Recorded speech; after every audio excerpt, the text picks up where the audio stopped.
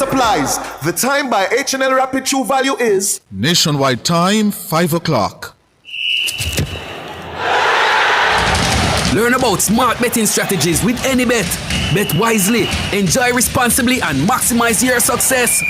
The temperature by AnyBet is 31 degrees Celsius in Kingston, 30 out west in Montego Bay. From the Nationwide News Network, comprehensive, incisive, tough. This is Nationwide at 5. Good afternoon, I'm Ricardo Brooks. And I'm Roby Ann Williams. In Nationwide News at this hour, the island's two main political parties say it's all systems go as preparations intensify for the September 3 general election. It is all systems go for us in the Jamaica Labour Party. We feel very confident. The level of organisation in the PNP now, we have not seen that in the last 50 years. Prime Minister gets high marks for election announcement speech in Halfway Tree on Sunday. West Central MP Marlene Malahoo Fort declaring confidence she'll again defeat the PNP's Dr. Andre Horton. PNP President Mark Golding chides Prime Minister Holness for inflammatory remarks on shooting in central Kingston. I'm going to ask the Prime Minister and the others who follow him on the other side, stop saying things, inflammatory things which you know are not true. Government intends to transform Riverton City Dump into prime spot for economic development. In news from the rest of the world, Guyana's president announces largest mass promotion in the country's police force history. The United Nations has condemned a targeted Israeli attack that killed 5 Al Jazeera journalists. In headline sports, West Indies goes for series win in third one-day international against Pakistan and Trinidad. And later in our broadcast, in the cover story at 5:35, Prime Minister and JLP leader Dr. Andrew Holness announced the date for the country's 19th general election at an electrifying mass rally in Halfway Tree on Sunday. I now declare that nomination day will be Monday, August 18th, and the general election is fixed at Wednesday, September 3. What's next for the JLP's campaign? Chair of the party's campaign committee, Dr. Christopher Tufton, will tell us. In public opinion at 6:26, we ask, on a scale of 1 to 5, how would you rate the JLP's mass rally in Halfway Tree? Give us your comments by logging on to our Facebook page, Nationwide News Network, and by tweeting us at Nationwide Radio and message us on WhatsApp at 876-285-5693. You can also leave your comments on Instagram at Nationwide 90FM. In the nation's business at 6:40, Prime Minister Dr. Andrew Holness announced local government by-elections will take place in 4 divisions on the same day as the general election. We'll hear from the local government minister Desmond McKenzie. At 7, it's the race to 32 in Bites, where we'll bring you the best bits of the political hustings over the weekend. The general election is fixed at Wednesday, September 3. I'm hearing the election call itself. Yeah. Because they were out there calling. You'll hear more. All these and more as we take you home on air on your mobile, Nationwide 90 FM, Nationwide Radio, JM.com, and on the Nationwide app. It's available on the Google Play and the App Store. This Monday afternoon, it's Monday, August 11, 2025.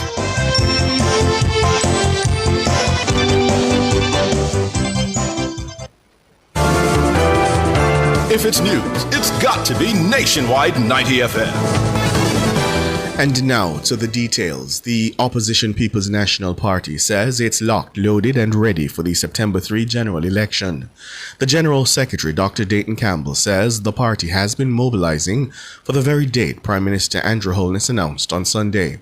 Nomination day is set for August 18. Dr. Campbell claims the PNP was first to call the elections. We figured out from June that the Prime Minister would not see a window based on the data that we have. Coming out of our sounding, our polling, our audit, we realized that he had to go down to the wire because he didn't see any opportunity. And so we predicted this, we planned for it. We started with the bus tour in July, went into the parish meetings to culminate on the 10th in Kingston and St. Patrick. We didn't get to have this meeting tonight, but we thought from then that tonight would have been the announcement and then would have the nomination day on the 18th. So it's probably the first time that the opposition has actually called the election, the exact date. But that's just based on the level of preparation and us going out there and knowing what is going on. Dr. Campbell says the Prime Minister waited until the last moment because he was unsure of the JLP's prospects. He adds that with the end of the Prime Minister's term approaching, this is his claim, the announcement had become unavoidable. Campbell says he's confident the PNP is fully organized and ready to mount a challenge for Jamaica House. The stage that we're going into now is where you need to ensure that you have your canvas in place, your workers and their trade. We've done that. The level of organization in the PNP now, we have not seen that in the last 50 years. So we are comfortable that we'll be able to do that work. We're not resting on our laurels. We're not taking it for granted. We're going out there, but we are sure that we are putting the prep work to be able to get out our voters on the day. Dr. Dayton Campbell, the PNP General Secretary, he was speaking on Sunday at a PNP gathering at the party's Old Hope Road headquarters. Meanwhile, PNP supporters have welcomed the election date, saying they're eager for the party to take the reins of government. People want the PNP because we're tired of the JLP. We're tired of suffering and we're tired of no progress. The PNP has pledged to build affordable housing. Under this JLP administration, houses have been selling for 40 million, 50 million. Those are not housing for low-income earners. The time has come.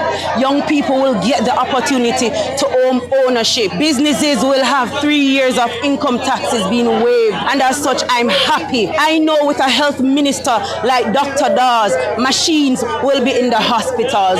And as such, I'm happy. Time come for progress. Time come for change. Time come to rescue Jamaica with Mark Jefferson Golding as our 10th Prime Minister. PNP supporters. The PNP intends to host its first rally of the formal campaign in Crossroads on Sunday. The rally had been postponed from its originally planned date on Sunday. I believe that rally will be on Saturday. Yes.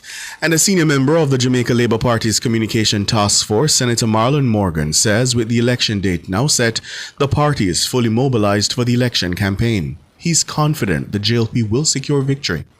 It is all systems go for us in the Jamaica Labour Party. We are entirely prepared. Our suite of activities leading up to these elections were all aimed at getting us to this point and, of course, bringing out the vote on election day. So we are 150% prepared. All our 63 candidates are in place. As the public would have seen in Halfway Tree last evening, the Jamaica Labour Party is considerably organized and we're able to pull out our supporters. It is all systems go for us, and we are organizing and will be victorious on the 3rd of September.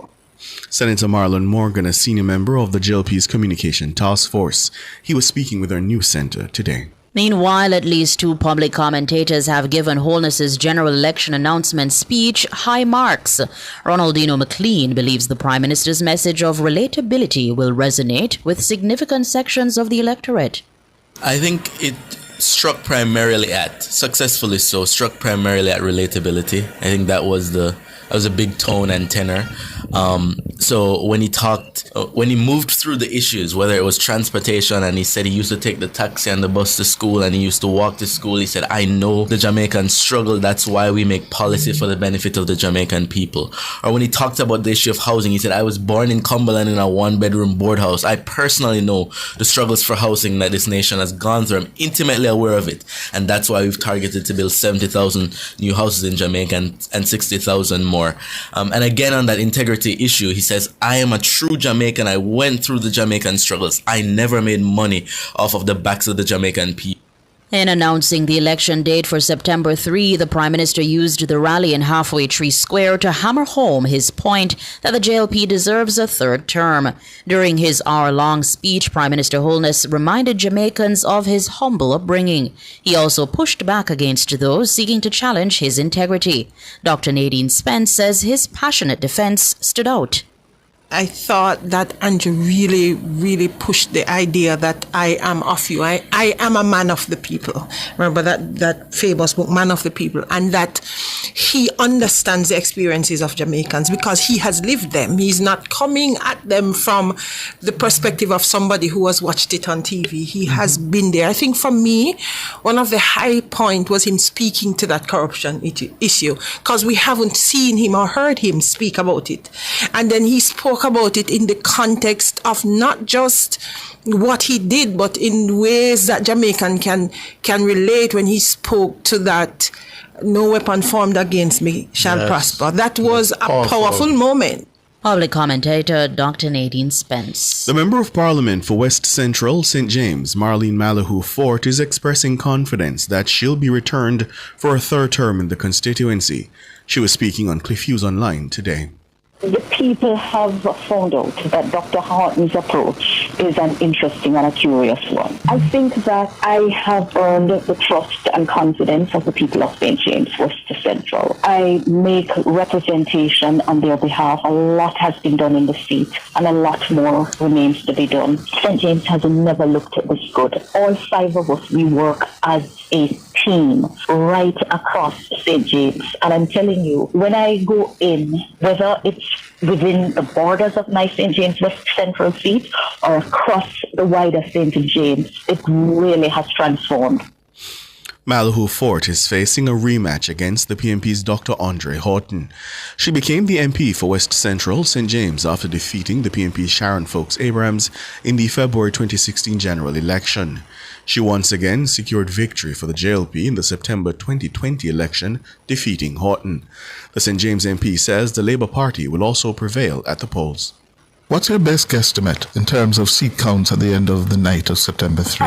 The majority to form government comfortably. We came to government in 2016 with a 1-seat majority, and we worked really hard, and we delivered. In the democracy, it's a majority, and that's what we're working for. And I'm so pleased to represent the people of St. James West Central, my 3 electoral divisions of Mount Salem, Granville, and Spring Garden. What an honor to represent them, and I will remain their Member of Parliament. Marlene Malahoo Fort, the Member of Parliament for West Central St. James. Transport Minister Darrell Vaz is calling on Jamaicans to exercise caution on the nation's roads as the election campaign intensifies.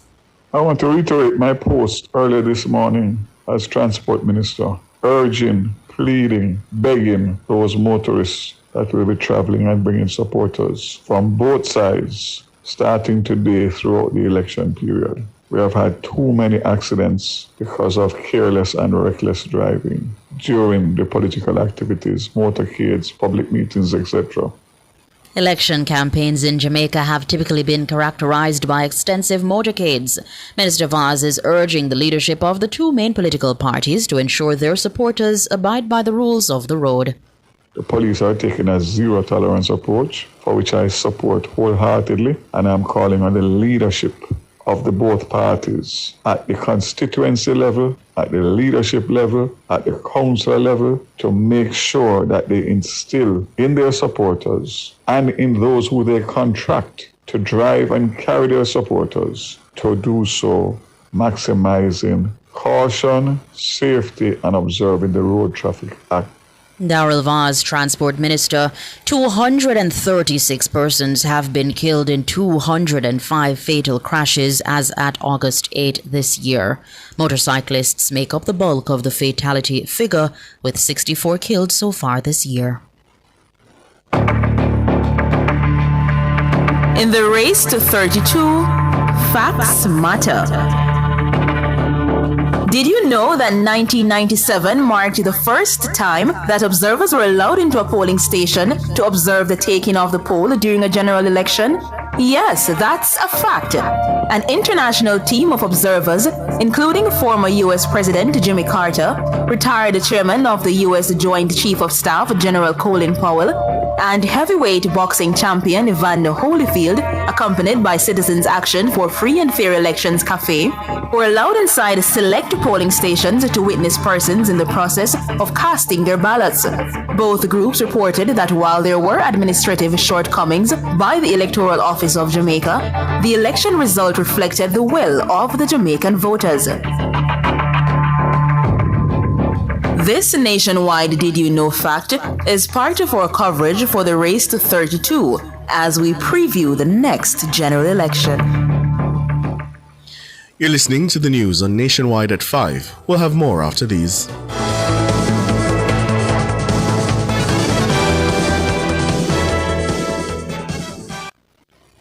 It's IQ Optical's sizzling summer sale. For this month only, get 50% off lenses when you purchase a frame. Kids get free lenses with a purchase of a frame. Make the intelligent choice with IQ Optical. Conditions apply. The time by IQ Optical is 14 minutes after 5.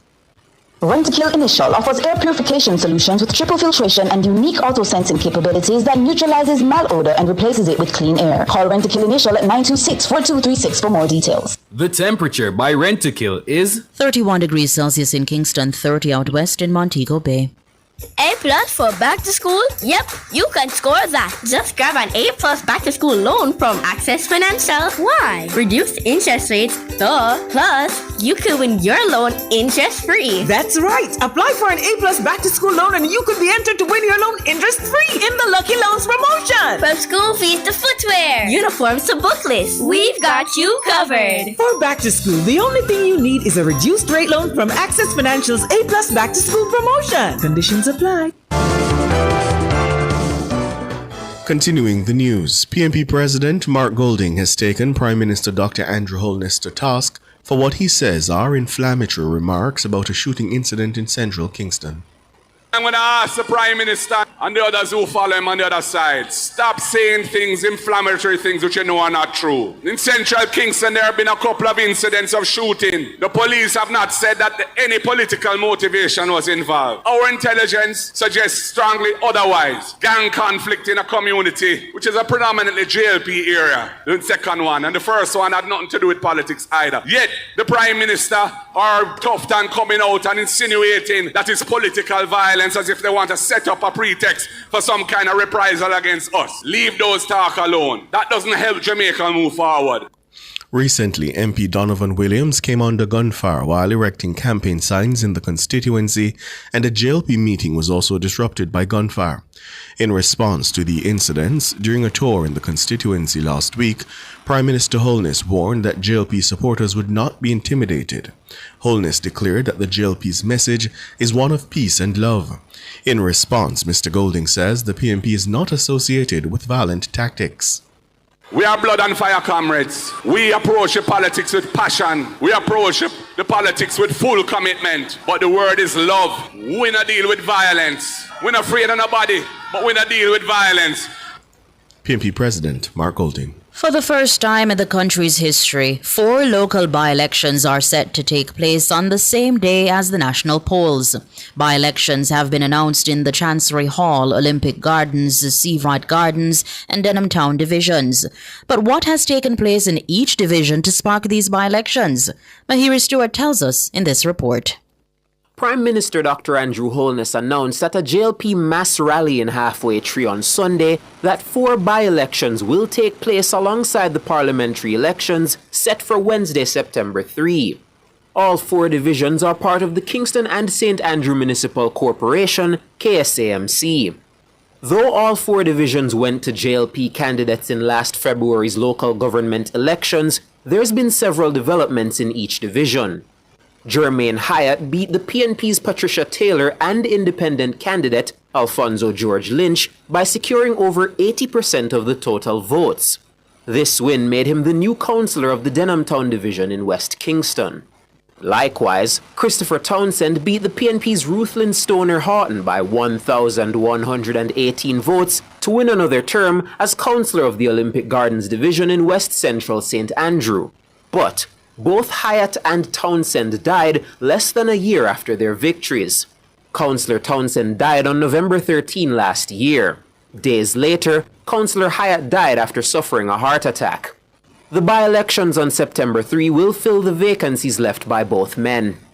Dwayne Smith defeated the PNP's Margaret Salmon by 515 votes to take Chancery Hall in Northwest St. Andrew.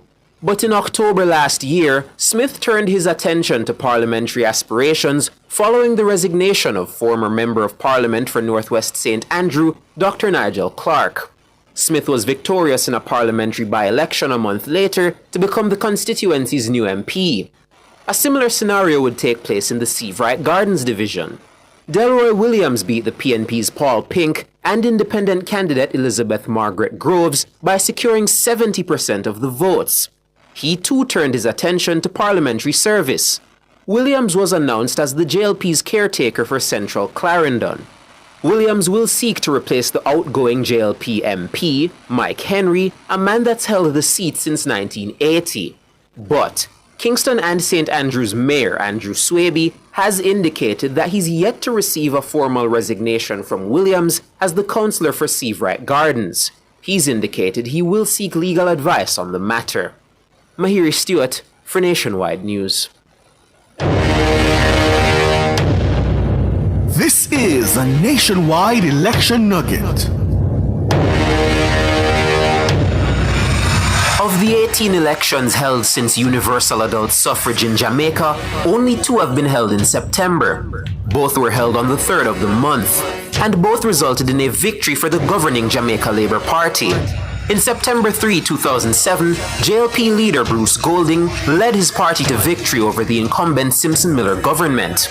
The JLP secured 32 seats to the PNP's 28. In September 3, 2020, the JLP under Dr. Andrew Holness swept aside the PNP to win a second term in office, securing 49 seats to the PNP's 14. Dr. Holness is again seeking a September 3 mandate, perhaps hoping that the third time will indeed be the charm. That was a Nationwide Election Nugget. World in a Minute is brought to you by ABC Electrical Sales. We make things as easy as ABC. Hose Assembly and Supply, equipping Jamaica for success. And Charles O'Connor Consulting Network, COCN, driven by international accounting standards, modern technology, and integrity. The World in a Minute. Guyana's President Irfan Ali has announced what his government describes as the largest mass promotion of police officers in the history of the Commonwealth. At a mass rally on Sunday, the president revealed that 2,800 members of the Guyana Police Force are being promoted across multiple ranks. The announcement comes just weeks before Guyana's general election on September 1. The promotions include advancements from constable to lance corporal to corporal, corporal to sergeant, and sergeant to inspector. The elevations took effect on August 1. The UN's Human Rights Office has condemned a targeted Israeli attack that killed 6 journalists in Gaza. 5 Al Jazeera journalists were killed in an Israeli airstrike on Sunday. 2 others were killed, including a freelance journalist. The UN called the brutal attack a grave breach of international law. Media rights groups across the world and several countries have condemned the attack. A spokesman for UK's Prime Minister Sir Keir Starmer says the government was gravely concerned and called for an independent investigation. No Israeli explanation has so far been given for the killing of the entire Al Jazeera news crew. World in a Minute was brought to you by ABC Electrical Sales. We make things as easy as ABC. Hose Assembly and Supply, equipping Jamaica for success. And Charles O'Connor Consulting Network, COCN, driven by international accounting standards, modern technology, and integrity. Recapping the top stories making nationwide news at this hour, the island's 2 main political parties say it's all systems go as preparations intensify for the September 3 general election. Prime Minister Andrew Holness gets high marks for election announcement speech in Halfway Tree on Sunday. West Central MP, the JLP's Marlene Malahoo Fort says she's confident she'll again turn back a challenge from Dr. Andre Houghton. And PNP President Mark Golding chides Prime Minister Holness for inflammatory remarks on shooting in central Kingston. I'm Ricardo Brooks. And I'm Robeanne Williams. Listeners, you can find the news on our website at nationwideradiojm.com and on the Nationwide app. It's available on the Google Play and the App Store. News next, the headlines at 6.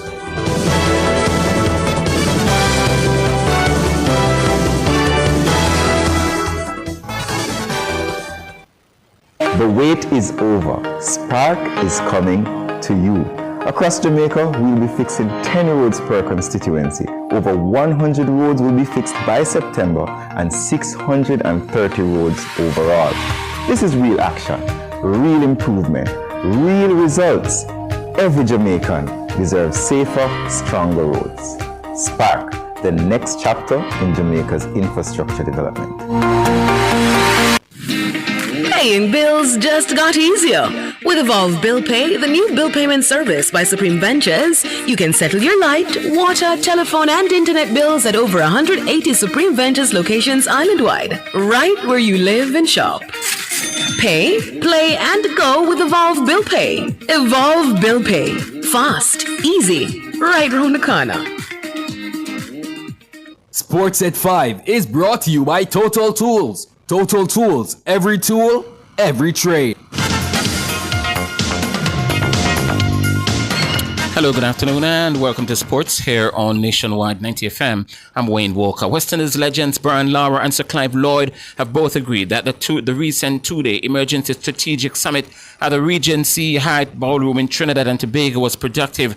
Lara and Lloyd were speaking at a press conference in Trinidad and Tobago on Monday following a two-day Emergency Cricket West Indies meeting at the weekend. The Emergency Strategic Summit, which was convened in response to a string of demoralizing performances across formats, had drawn together administrators, coaches, selectors, current players, and former greats. Sir Clive Lloyd, the two-time World Cup winning captain, says a coming together of the minds is nothing new. However, he's hoping that this time the recommendations will be implemented.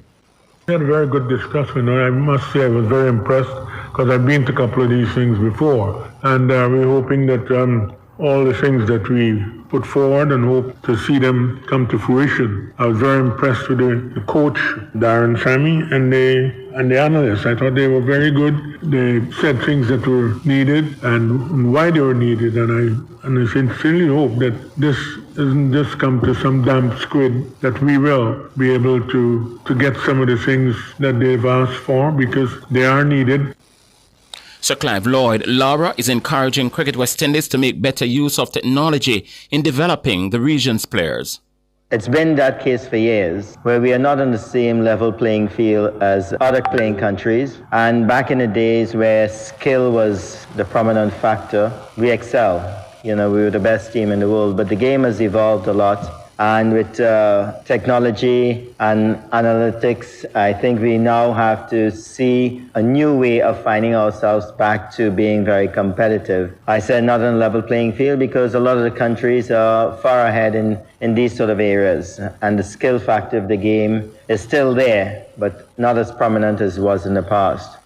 Former West Indies captain Brian Lara. The West Indies are expected to go in with an unchanged team for the crucial third and final one-day international against Pakistan at the Brian Lara Stadium in Tarouba, Trinidad, starting at 8:30 a.m. on Tuesday. The two-time world champions won the second game by 5 wickets on Sunday to level the series and to break their long-standing losing streak in the format. A series win for the West Indies will be a huge morale booster as they are in the race to qualify for the 2027 One-Day International World Cup, a thought that's not lost on Ruston Chase. Chase says the series is crucial to their quest to qualify.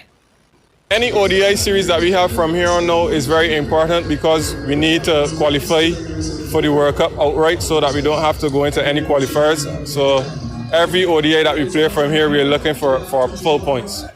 And Chase, who is also Test captain, says though the importance of automatic qualification to the World Cup is paramount, they also want to end the home summer on a big note.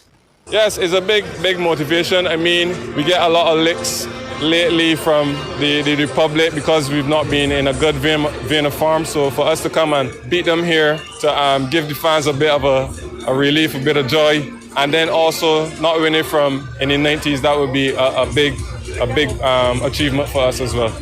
Ruston Chase. Jamaica will open their campaign at the West Indies Rising Stars Under-17 Men's Cricket Championship with a matchup against the Leeward Islands at Pier Recreation Ground in Trinidad on Tuesday, and it's set to start at 9 o'clock in the morning Jamaica time. The Jamaica game is one of 3 on the opening day of competition. Host Trinidad and Tobago. They'll battle against Barbados at the Inchin Ali Park, and the Windward Islands will take on Guyana at the National Cricket Centre in Cuba.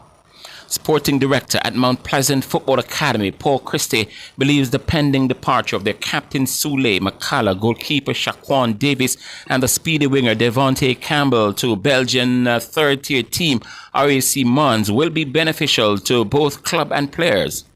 We would not see it as a void needed to be filled because we have long gone past the days of developing a model a game model based on players or personnel. We develop a model based on principle.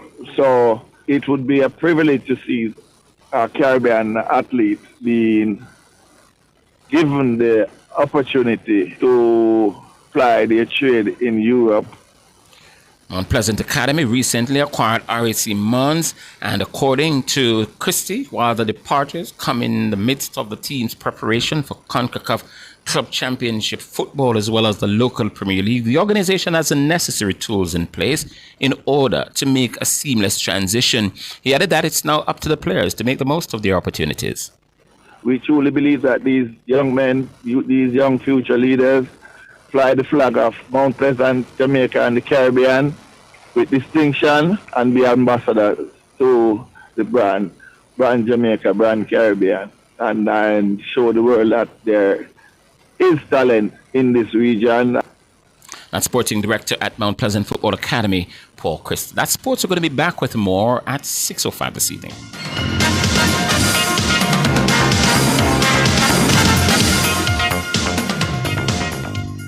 Sports at 5 was brought to you by Total Tools. Total Tools, every tool, every trade. Cubby's Baby Wipes is ideal for your baby's delicate skin, infused with vitamin E and aloe vera, and available for home or on the go. The time by Cubby's Baby Wipes is 5:31. Bosco Bell St. Mary is your newest gateway to Miami. Daily flights are available for your convenience. The temperature brought to you by the Airport Authority of Jamaica is 31 degrees Celsius here in the nation's capital, Kingston. It's 30 in the western city, Montego Bay. Now, PrEP makes it so easy. One pill before you link, prevent HIV. PrEP makes it so easy. One pill before you link, prevent HIV. You want to do your thing with your queen or your king? Or I get a little frisky that make you flex risky. PrEP, I extra bucketed. To help you stay HIV negative.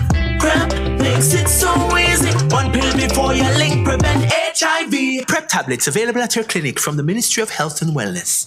Outperform, outlast.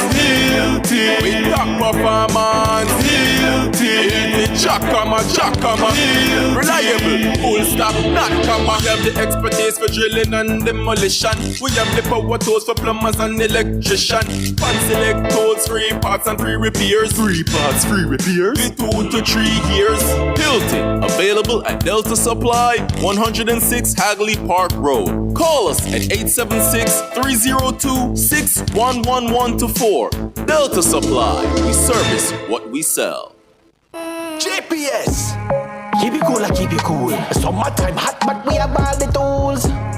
Keep it cool. Enough ways to see it, you just have to choose. Stay out of the fridge, just use a igloo. Remember your Kisco ice and the juice. If an AC combo, yeah, hit that. AC for a bit, then a fan after that. Keep it cool. This summer JPS have all the tools. Keep you cool with JPS. Download the JPS app today. Charles O'Connor Consulting Network, COCN, is a financial reporting firm that delivers accounting and compliance services on time. Call us today at 876-908-0486-7.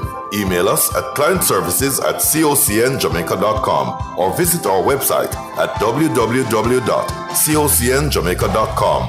COCN, driven by international accounting standards, modern technology, and integrity.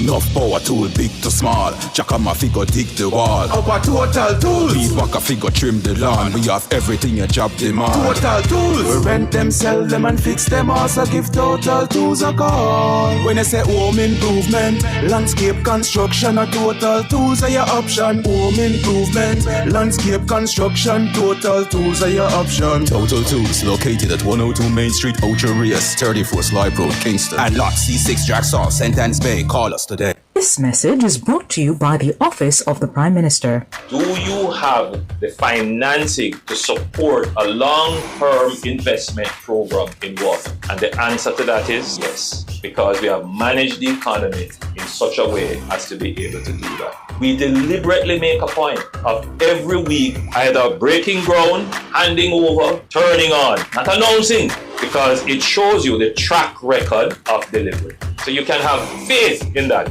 yes, you don't have it now, but there is a program in place backed by good fiscal management so that it can project the revenues into the future to support the future project. And that's what you want. You want government policy with endurance.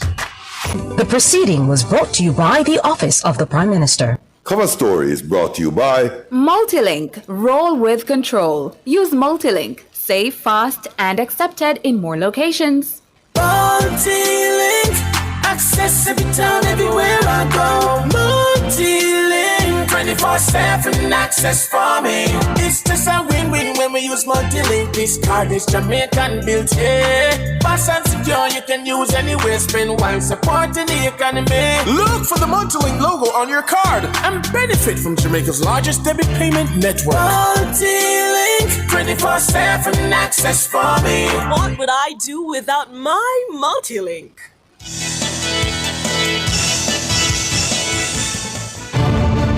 This is the Race to 32, the battle for Jamaica House and the issues that matter. Your voice, your vote. Good afternoon and welcome to Nationwide at 5. I'm Cliff Hughes. Good afternoon, Cliff. Good afternoon, listeners. My name is Ricardo Brooks. Good, Ricardo. Well, thousands of Labourites flooded Halfway Tree Square in St. Andrew last evening for the JLP's mass rally. The atmosphere was one of joy and camaraderie as party supporters danced and cheered for the speakers who took to the podium last evening. When Dr. Holness arrived during the presentation of party chairman Robert Montague, the atmosphere was overcome by revelry.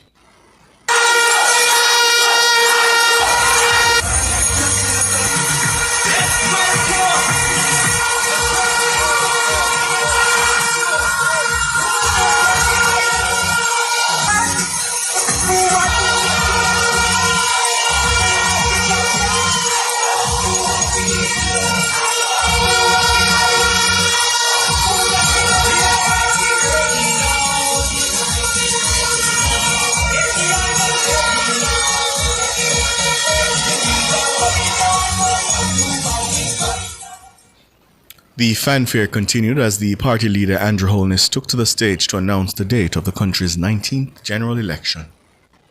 So earlier today, I advised His Excellency the Governor General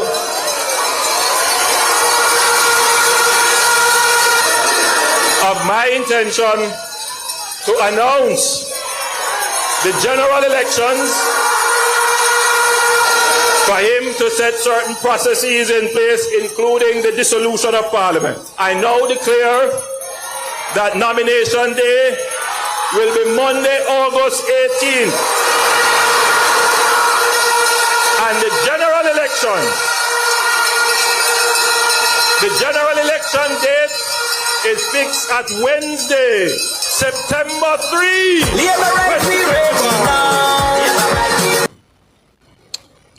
Sounds and from the JLP mass rally last evening and the Prime Minister himself announcing the date for the general elections. What next now for the campaign? We're going to be joined by the campaign committee chair of the governing Jamaica Labour Party, Dr. Christopher Tufton. Good afternoon, Dr. Tufton. Good afternoon. Dr. Tufton? All right, so we're going to reconnect with Dr. Tufton. And, you know, one of the things, Cliff, about this now is that coming off this high, the pressure is maintaining the pace. Yes. You can't drop no catch now, you know. No. You have to maintain the energy, the excitement, the momentum straight through to September 3. Mm-hmm. It's going to be important. Right. Tomorrow evening, the Opposition People's National Party will be launching their manifesto. And that will be a moment for them to see what they're going to be coming with, what's on offer to the Jamaican people from the PNP. Dr. Tufton rejoins us now. Good afternoon, Dr. Tufton. Good afternoon. Good evening. Good evening. Good. So what's next? You had a good official launch yesterday. Were your targets met? What's next? Well, the program has started off well, we believe. We are working on ensuring that Jamaicans are aware of what we have done, a track record of performance, that we motivate our key players, activists on the ground, but do so in a way that also carries an important message and demonstrates competence both in the event as well as in the substance that is articulated at the event. We thought that went well. There are a number of other things that will happen this week, and some of it we will not speak about until it actually happens. But the principle generally is really to take the message out on the ground, to not just rally our political activists and supporters, but also make an appeal to Jamaicans generally, because it's bigger than any one group. It's a government that has performed not for one sector over the other, but for the entire country. And I think it's a case that we want to make, and our program is geared around making that case. I know you've heard the PNP General Secretary, Dr. Dayton Campbell, indicating that really why we're faced with a September 3 date for the general election is because your internal polls did not give you a better window, a better opportunity to go for September 3. What do you respond to that? You know, I suspect that they're disappointed that we're having a poll now, and they have to find an excuse. That's their prerogative. The reality is that we have a political cycle that legally allows for an election within that cycle, and we are within the cycle. There is no rule that says it should be anything less than 5 years. There are rules around beyond 5 years, and we have kept within the 5 years. Political organizations time these things, obviously, for the maximum advantage. There's absolutely nothing wrong with that. They have done it in their time. So to be critical of the very same approach that they have taken in their time is to suggest that they're concerned, and that's their prerogative. We're very focused. We're following the rules of engagement, complying with the law, constitution, and yes, we will take whatever advantage we can because we feel that we're the best option at this point in time. So your numbers are telling you this was the ideal time to go? The leader reserves the right, based on all the advice and his own judgment, to call elections within that time frame. And he has exercised that judgment. We think it's an appropriate decision. It's a good decision. And we're confident going forward. You mentioned that this week we'll be seeing a number of things. You say some of them you won't discuss now. Obviously, tomorrow, all attention will turn to the matter of manifestos. I saw you giving an interview elsewhere where you indicated that you weren't quite sure when the GLP's manifesto would be released. Well, I do have an idea, but I did not want to give a date. Our program is not going to be influenced by what the PNP does. They have their program, they have their reason for their program. It's a program that we believe does not say a lot in terms of what they intend to do for the country up to this point. So they may be feeling concerned and, deciding that they're going to put something out. I think it's good for democracy. We certainly anxiously await what those ideas represent. We are on a different trajectory. We have been in government for 9 years. We are asking for a third term, and our plan has to be guided by our legacy, our history, and then where we want to go from here. So our approach is going to reflect that objective, and so far, up to this point, that is what we're doing. So we're not the same as they are, and we think we're qualitatively better, and we have a story to tell, and we're telling that story. How challenging? If I could just follow up, Cliff. Just to be sure, is the manifesto ready? It is in a position where we can, if we need to, discuss or launch, but there's a timing that we think is appropriate. Policy evolves, and therefore there's always considerations around additional programs that we may want to add or review. that's the nature of how this thing works. So the long short of it is that a lot of work has gone in our manifesto, and at the appropriate time it will be tabled and discussed. All right, hold the line for us, Dr. Tufton. We're on a break.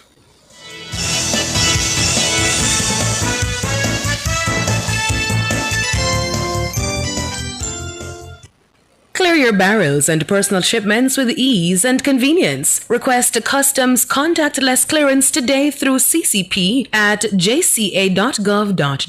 The time by the Jamaica Customs Agency is 15 minutes to 6. Bird Shack Fried Chicken Summer Vibes Promotion. Spend $1,000 or more at any store this August and win weekly prizes of JBL speakers or earbuds, plus a grand prize of a 50-inch smart TV. Bird Shack Fried Chicken. The temperature brought to you by Bird Shack Fried Chicken is 29 degrees Celsius in Ocho Rios. It's also 29 out west in Montego Bay. Spring into style with Unique Living. Upgrade your home with our extensive range of products. Get sleek shower panels, stylish vanities, LED and non-LED mirrors, plus kitchen sinks, closet solutions, ceiling fans, and more. Available in various finishes and sizes. Visit shop number 6, 30 Dunrobin Avenue, Kingston 10. Call 876-755-3661 or visit our website at www.uniquelivingja.com. Don't wait to spring into style with Unique Living. Truth is, HIV affects everyone. Truth is, avoiding care leads to a weaker immune system. That means you could get really sick. The truth is, the hardest pill to swallow isn't the medication. It's the problems that follow when you don't take them. Let's get through this together. Remain in care. You can live life to the fullest with HIV. And that's the truth. A message from the Ministry of Health and Wellness. Want to save money and still protect your engine? Get Chevron Supreme Sin Blend Motor Oil, the blue bottle with a silver stripe. Now upgraded to synthetic blend, so your engine runs cleaner, longer, and stronger. Now available island-wide at service stations and leading auto parts stores. Ask for Chevron Motor Oil, your favorite blue bottle with a silver stripe. That's Chevron Sin Blend, your engine good friend.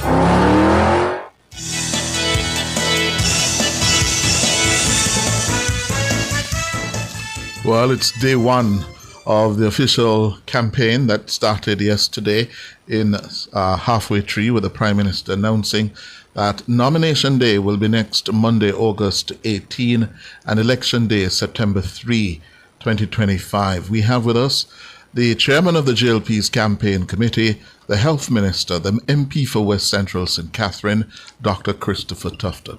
Dr. Tufton? Yes.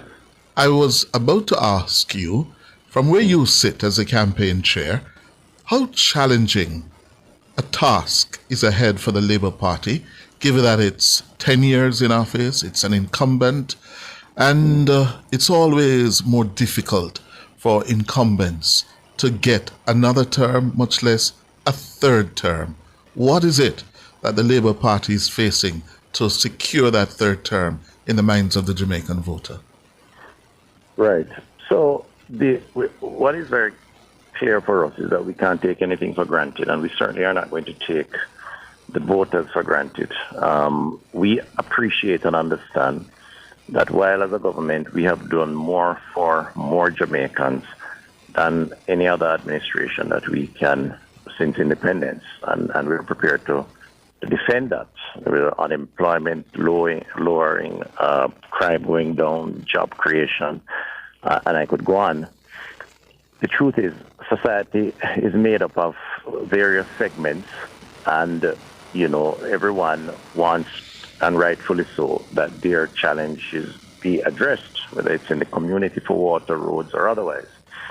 And so it does pose a different type of challenge from an opposition that is out there spewing out ideas, not properly thought out, not costed out, but because they have the luxury of being on the sidelines, they can say all of that trying to tap to the sentiments and maybe the emotions of parts of the population. So their task is a lot easier, and that much we are prepared to accept. It, however, is a positive for us that we have been a performing government.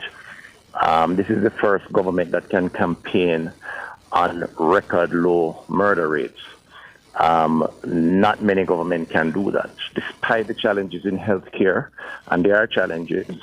3 million persons got prescriptions were written for 3 million requests last year, 3 times as more than in 2015. So there are a number of areas where we could identify very positive results for people, and that has given us, we believe, an advantage to make that case, despite the fatigue that may linger based on the incumbency syndrome. So we're not taking anybody for granted. We are very humble in our approach. We have not said that we have done all that people require. That's why we say we have done more for you. We didn't say we have done all for you. But if you have seen the benefits from us over the last 10 years, then we hope that you will trust us to move to the next 5 years to continue the build-out of programs to provide even more benefits. And that's a very different approach from those who really have had all the time over the last 10 years and have just been almost angry in terms of their approach. We're not into that. We have a different approach, and we believe that our approach will bring us the results that we need. Mm-hmm. You did something last night from the political platform, Dr. Tufton, that I can't recall the last time I heard that from a platform, especially at the official start of the campaign where the Prime Minister is about to announce the date. I'm going to play it back for you and ask you a question at the other end. We cannot trust them or their leader and that party to take this country forward. We're at a delicate stage. And guess what? I know me say you can't trust them to run Jamaica. And them say so. Idiot. You have to face reality. Listen. You have to face reality. That Mark Golding must never become Prime Minister of Jamaica. These realities must be faced. These are realities. These are realities. Mark Golding must never become Prime Minister of Jamaica. I want you to take a guess as to who says so. I know me says so. A KD Knight says so. Them say if Frisch go river bottom and tell you say no go down there, don't go down the labor rights. That's rare from a party political platform. What? Oh, how did that come about? Well, listen, think of context. The PNP and Mark Golding as leader has made Andrew Holness the centerpiece of their attacks against the JLP and the government. And I don't need to rehash what they have said. They have said it above the line and they have said it below the line in the social media circles using surrogates and so on. To my mind, it is absolutely fair game, since they are making this campaign an issue around trust, to also speak to their own credibility. And there is no more legitimate sentiment around the credibility of a candidate or a leader than if that credibility is challenged within their own camp by persons, in this case, who can easily be described as a foundation member of that organization. And in other words, they have opened up this line of attack and argument. They therefore have to subject themselves to the same approach as within a particular context, of course. As I said, I didn't say it. It was said by KD Knight. And whether it was in an internal campaign or otherwise, the fact that he felt so strongly to express that kind of distrust in Mark Golding as a leader, whether of a party or indeed of a party, why should we not take heed and the voters take heed as they decide who to continue to lead this country? And so it's fair game. And, what we did was to expose them for who they are, what they represent, and what their innermost sentiments are. How much more of that kind of line of attack on Mark Golding can we expect in the campaign? It's a fluid environment. I mean, our democracy requires cut and thrust of the debates and so on. And, I'm sure there'll be attempts at attacking me and other functionaries within our organization. We are more focused on pushing the credible policies and the impact of those policies on the country. That is our primary strategy as an organization in this election. The 256 achievements that have been put out is an indication of that. There's more to come in that regard as the campaign unfolds. Manifesto, of course, will give the aspirational wishes of the government to move the country even further. But we're not going to play dead to an organization which up to this point has demonstrated a lot of bitterness, a lot of anger in their rhetoric, a lot of comedy without much substance. And if it challenges the credibility of our leaders, and in particular our primary leader, the leader of the party, we have a right to respond. In other words, And you're we going will to fight respond. back. Absolutely. I observed something last evening, Dr. Tufton, the youthfulness of the audience. I was saying to Cliff that I think the average age is probably anywhere between 35, 40, and that was unusual for me to see at a mass rally. Usually it's the older Jamaicans who come out and, participate in this kind of a thing. And I was wondering to myself, how much more difficult will it make the JLP's campaign? Because we've been told that the youngsters are harder to mobilize, harder to get to the polls on election day. Well, this is where the connection between our policies and programs and the support on the ground has to be made. And where they are not sufficiently made, we have to, as a duty, to remind the populace that this is a government that created more opportunities through the Student Loan Bureau, eliminating interest charges. This is a government that trained over 500,000 young people through HEART. This is the government that has had the HOPE program, which has trained 20,000, I believe it is, and I could go on and on. So this is not coincidence. This is a function of how we have treated young people and the older population looking on. It is their children. So they are also pleased with a lot of what we have done. They may not want to come to a political rally of that kind, not as many of them, because it is a lot of fun, but it also means standing up for 3-4 hours. So we have a different approach to that population because we have done a lot too for those that are over 50, over 60 and upwards.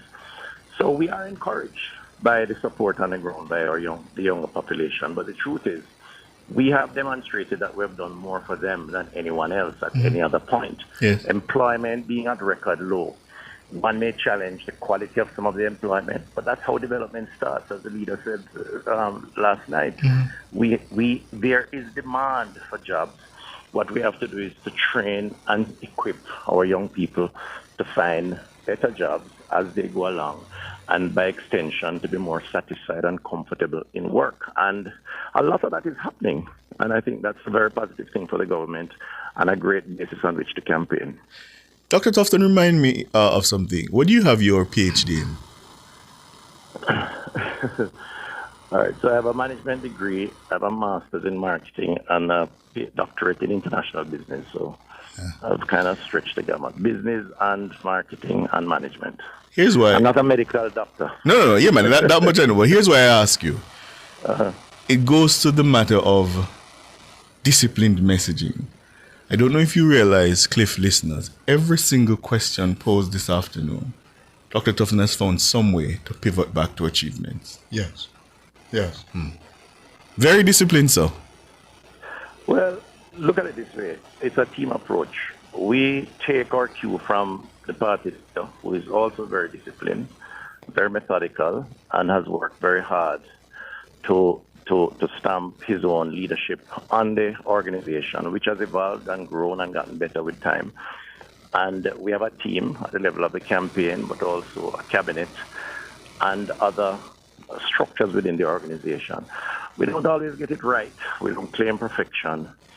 But, you know, I have approached this campaign to date with a level of conviction that is quite intense, because as a member of a cabinet that has seen, in health, for example, a COVID pandemic, we haven't seen that in 100 years, a Zika dengue outbreak, the collapse of a Cornwall regional, and I could go on, and still able to hold a country stable, to create jobs, to reduce crime. I mean, we can argue with a lot of conviction. This is not gimmickry.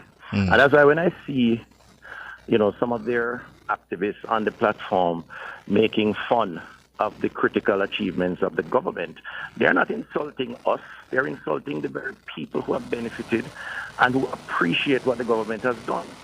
And they expose themselves for what they are, and it is our duty within our democracy to show why they are off base and why we are on track to provide a better life for the people of Jamaica. And I think that's what a campaign should reflect, and that's the basis on which we can campaign, because we have the achievements to show. Dr. Christopher Tufton is the campaign chair for the governing Jamaica Labour Party. Thank you, sir. Thank you. All the best. Yes. And I see some of my YouTubers asking, why am I asking and suggesting that I'm against that? No, not so at all. Against what? Against what they played, that clip of KD9. I asked because it was a masterstroke. Exactly. Yeah. And I don't recall that being done at that kind of political rally. And you're maximizing eyeballs and ears at that time. Yes. Yeah. So he amplified it many times over. I hadn't heard the clip myself before. I've heard it before. I've heard it before, over and over on social media. Yeah? All right. That's how we're going to leave it for the cover story. The headlines are next.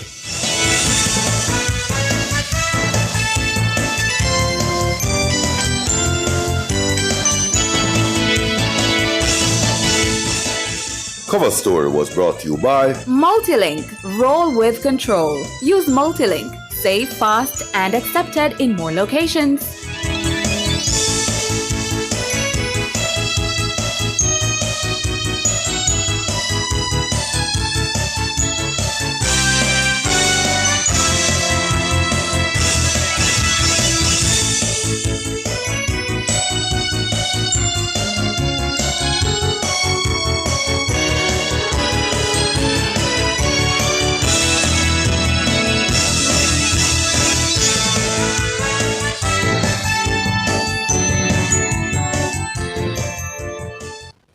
The time brought to you by Guardian Life. Live secure, live easy is 2 minutes after 6.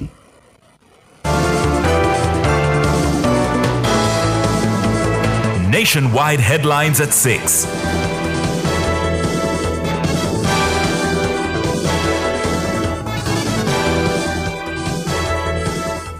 Good evening with the headlines at 6. I'm Shalois Michael. The PNP says it's locked, loaded, and ready for the September 3 general election. General Secretary Dr. Dayton Campbell says the party has been mobilizing for the very date Prime Minister Dr. Andrew Holness announced on Sunday. We figured out from June that the Prime Minister would not see a window based on the data that we have.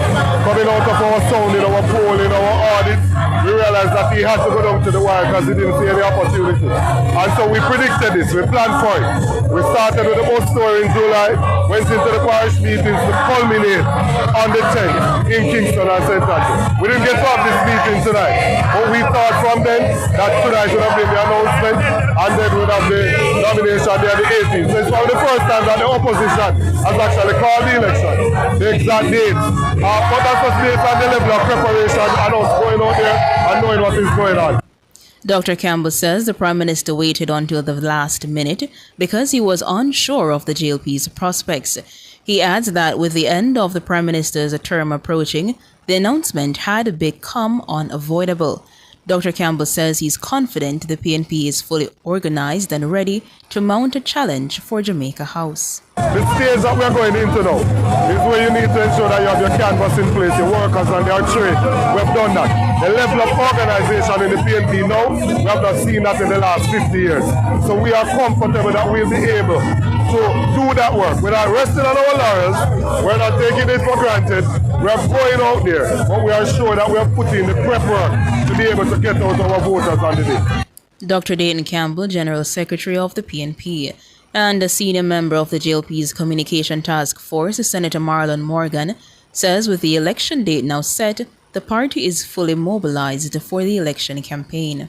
It is all systems go for us in the Jamaica Labour Party. We are entirely prepared. Our suite of activities leading up to these elections were all aimed at getting us to this point and, of course, bringing out the vote on election day. So we are 150% prepared. All our 63 candidates are in place. As the public would have seen in Half a Tree last evening, the Jamaica Labour Party is considerably organized and we're able to pull out our supporters. It is all systems go for us, and we are organizing and will be victorious on the 3rd of September.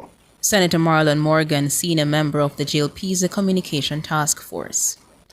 Member of Parliament for West Central St. James, Marlene Malahoo Fort, is expressing confidence that she'll be returned for a third term in the constituency.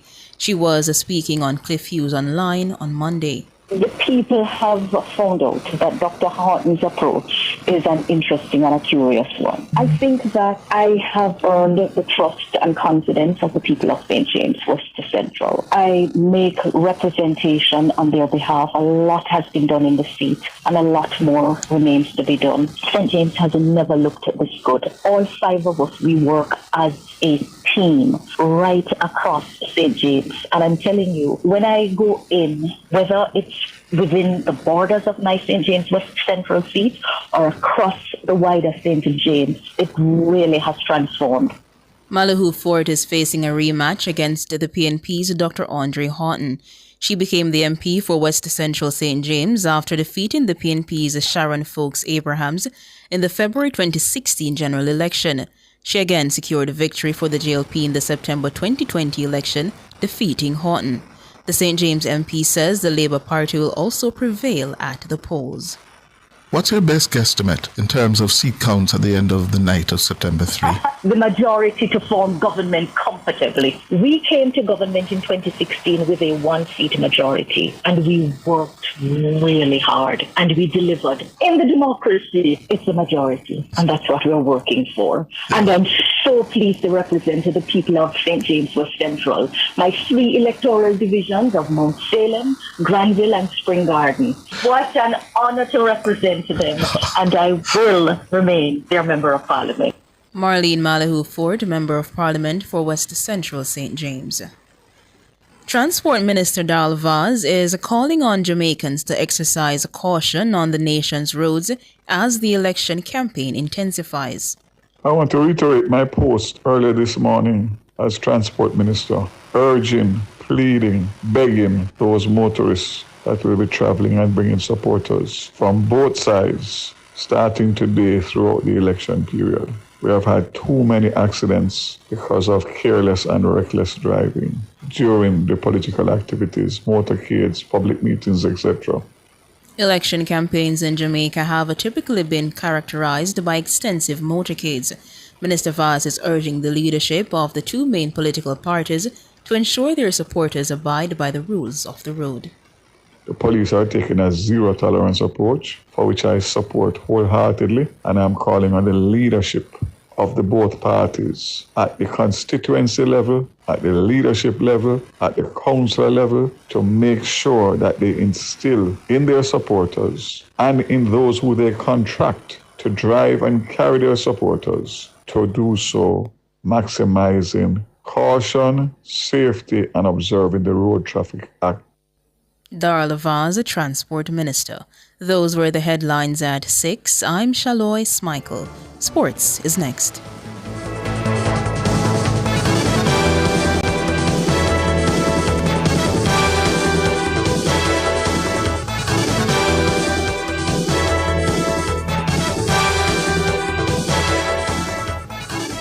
The wait is over. Spark is coming to you.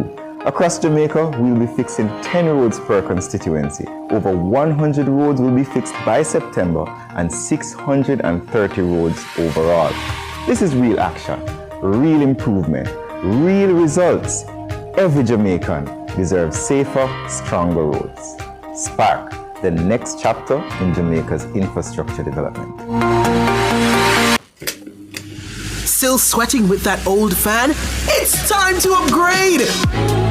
Meet Glacier, the AC unit that thinks for you. Energy efficient to slash your power bill. Wi-Fi enabled so you can control it from your phone. And self-cleaning because you've got better things to do. Powerful, smart, hassle-free. Call now at 876-923-6521-3. Gaddy's Refrigeration Limited, delivering the perfect cooling solution tailored to your needs. Want to save money and still protect your engine? Get Chevron Supreme Sin Blend Motor Oil, the blue bottle with a silver stripe. Now upgraded to synthetic blend, so your engine runs cleaner, longer, and stronger. Now available island-wide at service stations and leading auto parts stores. Ask for Chevron Motor Oil, your favorite blue bottle with a silver stripe. That's Chevron Sin Blend, your engine good friend.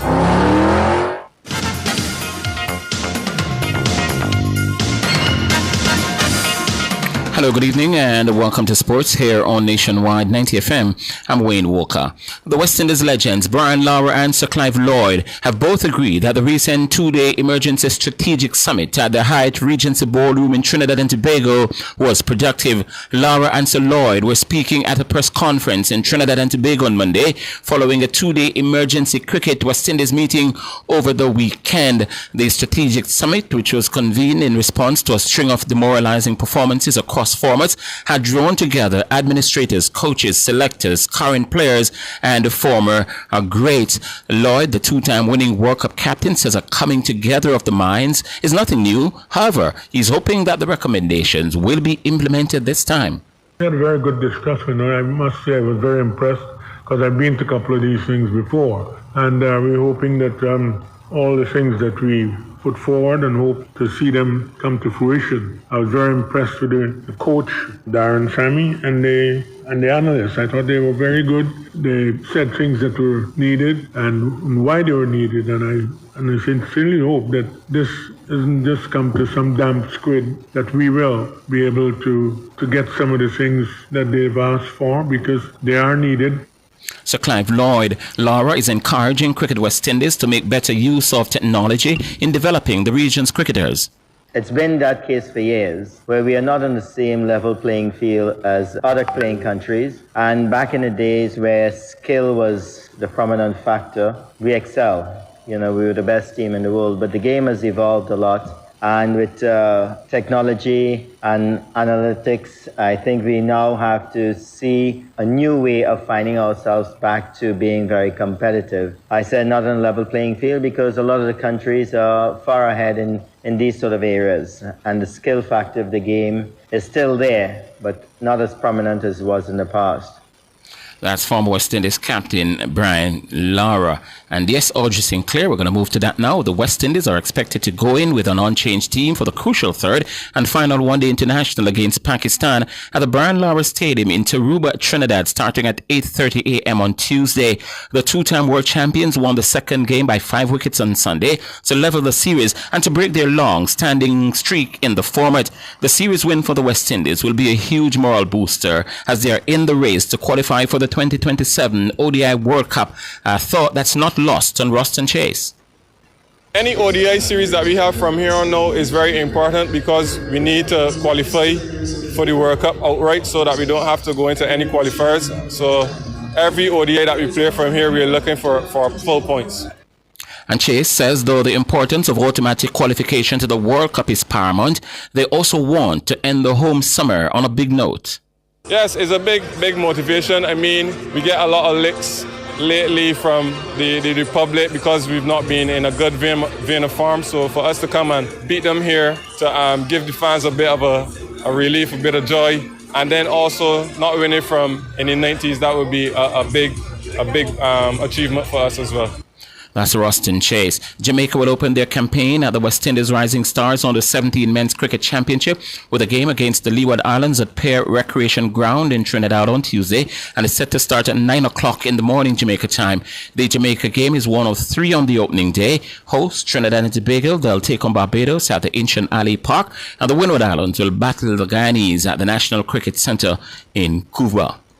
Chief Executive Officer of the Caribbean Premier League, Pete Russell, has revealed that there's a high possibility that Jamaica has a franchise participating in the 2026 T20 format.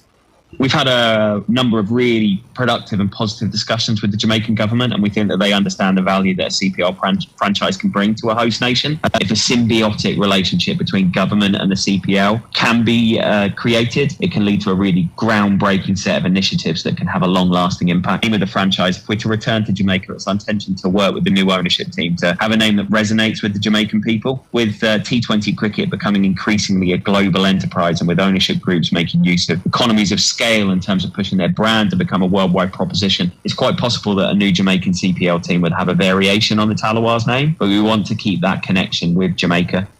The 3-time winners of the tournament last played in the Caribbean Premier League as the Jamaica Talawars back in the 2023 season. According to Russell, the recent Test and T20 games at Sabina Park between West Indies and Australia showed that there's still a huge appetite for cricket in this part of the Caribbean. What we've seen from the recent cricket there in Jamaica is that there's a clear and obvious love of the sport in the country, and the excellent crowds that have been achieved at Sabina Park when the CPL has been there is also a great indication of that. In terms of selling Jamaica and its fans to a prospective buyer, those crowds for CWI matches and for CPL matches in the past are obviously helpful to the cause. Pete Russell, CEO of the Caribbean Premier League, the 2026 edition of the Caribbean Premier League will board off on August 14, with St. Lucia King taking aim at defending their title.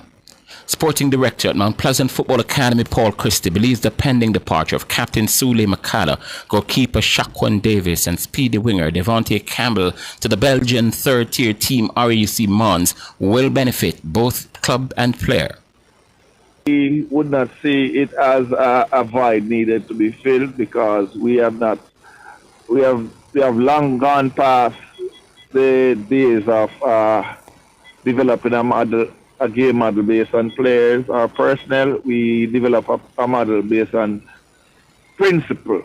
So it would be a privilege to see a Caribbean athlete being given the opportunity to fly their trade in Europe.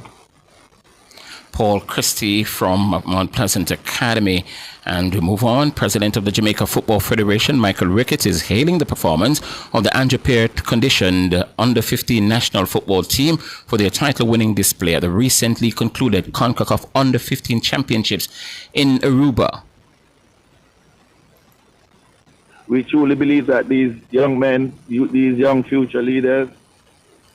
And apologies, that's Paul Christie, and let's see if we could hear from the JFF President Michael Ricketts as it regards the under-15 team that won League B of the CONCACAF Youth Championships on Sunday. Very, very excited about the prospects. I mean, when you think 13 of these boys came up from the U14 last year, who just all does very well for the future. And I must commend Coach Peart and his technical staff. I think they would have done an excellent job in having these boys make the transition. But like I said, we're just very, very excited, and I'm so very happy because it wasn't easy. That's Jamaica Football Federation President Michael Ricketts. Jamaica has sent a formidable contingent of 115 young athletes to compete at the Junior Pan American Games, now underway in the Paraguayan capital, Asuncion. This marks one of the largest delegations Jamaica has ever sent to this prestigious multi-sport event, and the team is spread across 12 sporting disciplines. This is a clear signal of Jamaica's growing commitment to athletics development beyond just track. Jamaica's athletes are ready to make their mark in athletics, archery, badminton, cycling, diving, fencing, golf, rugby, sailing, swimming, tennis, and wrestling. The Jamaicans have already started collecting medals. Swimmer Sabrina Lynn secured silver in the 100 meters breaststroke in a minute 09 seconds on the nose, and Colin McKenzie bronze in the men's race in the national record time 1 minute 01.53. super excited to get the medal as well as the national record. And it was also just super special because my teammate Sabrina won the silver in the women's event as well. And so I think that just kind of gave Jamaicans a lot of positive momentum to get 2 medals in a championship meet like this. Mackenzie is hopeful that the country will secure more medals. I'm also doing the mixed 4x100 freestyle relay tonight where we came in 8th. And I think we're super confident that we can all improve on our swims from this morning and put ourselves in a position to be competitive. And then tomorrow I finish out with the 200 breaststroke where hopefully I can try and come away with another medal here. Colin Mackenzie, and that will do it for sports.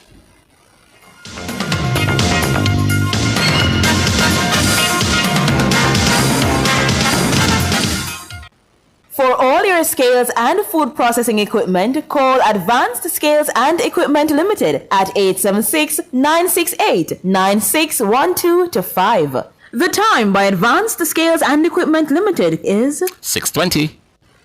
Looking for superior quality transportation from an international award-winning provider? Well, look no further. Choose Island Car Rentals, Jamaica's leading car rental company, setting the standard for ground transportation in Jamaica. For over 50 years, Island Car Rentals has been your trusted partner for reliable, top-quality vehicles. But we're more than just a car rental company. Need an airport transfer at any hour? Heading out of town and want to travel in style with a private chauffeur? Need a truck to rent for business or personal use? Or maybe you need a customized shuttle or tour for a large or a small group. Whatever your transportation need, Island Car Rentals has you covered. Call us today at 876-926-8012 or 876-929-5875 or visit www.islandcarrentals.com to book your next trip. Because Island people take better care of you. Are your devices accurate? Are they calibrated? Even small errors can lead to big problems. That's why Jamaicans trust the Bureau of Standards Jamaica. From food to fuel, health to hardware, our metrology and testing division provides world-class calibration and measurement services to keep your devices precise and your business meeting global standards. Whether you're weighing goods, monitoring temperature, or relying on the accuracy of devices, we get it right every time. Our advanced equipment and experts help you move with confidence. Call 876-618-1534 or visit bsj.org.jm. The Bureau of Standards Jamaica. From lab to market, the power of precision, powering accuracy, ensuring safety. Want to reduce your high electricity bills? Then Peak Energy has the solution for you. From grid-tied to hybrid solar inverters with full lithium-ion battery pack. Installation and maintenance packages available. Visit us at Shop 1, 3 Mosquito Valley Road, Red Hill, St. Andrew. Call 876-279-8820 or 944-0668. Or email us at peakenergysolutionsja@gmail.com. Peak Energy for everything solar. Public Opinion is brought to you by Cleasing Industrial Supplies Limited, Industrial Automation and Control Solutions.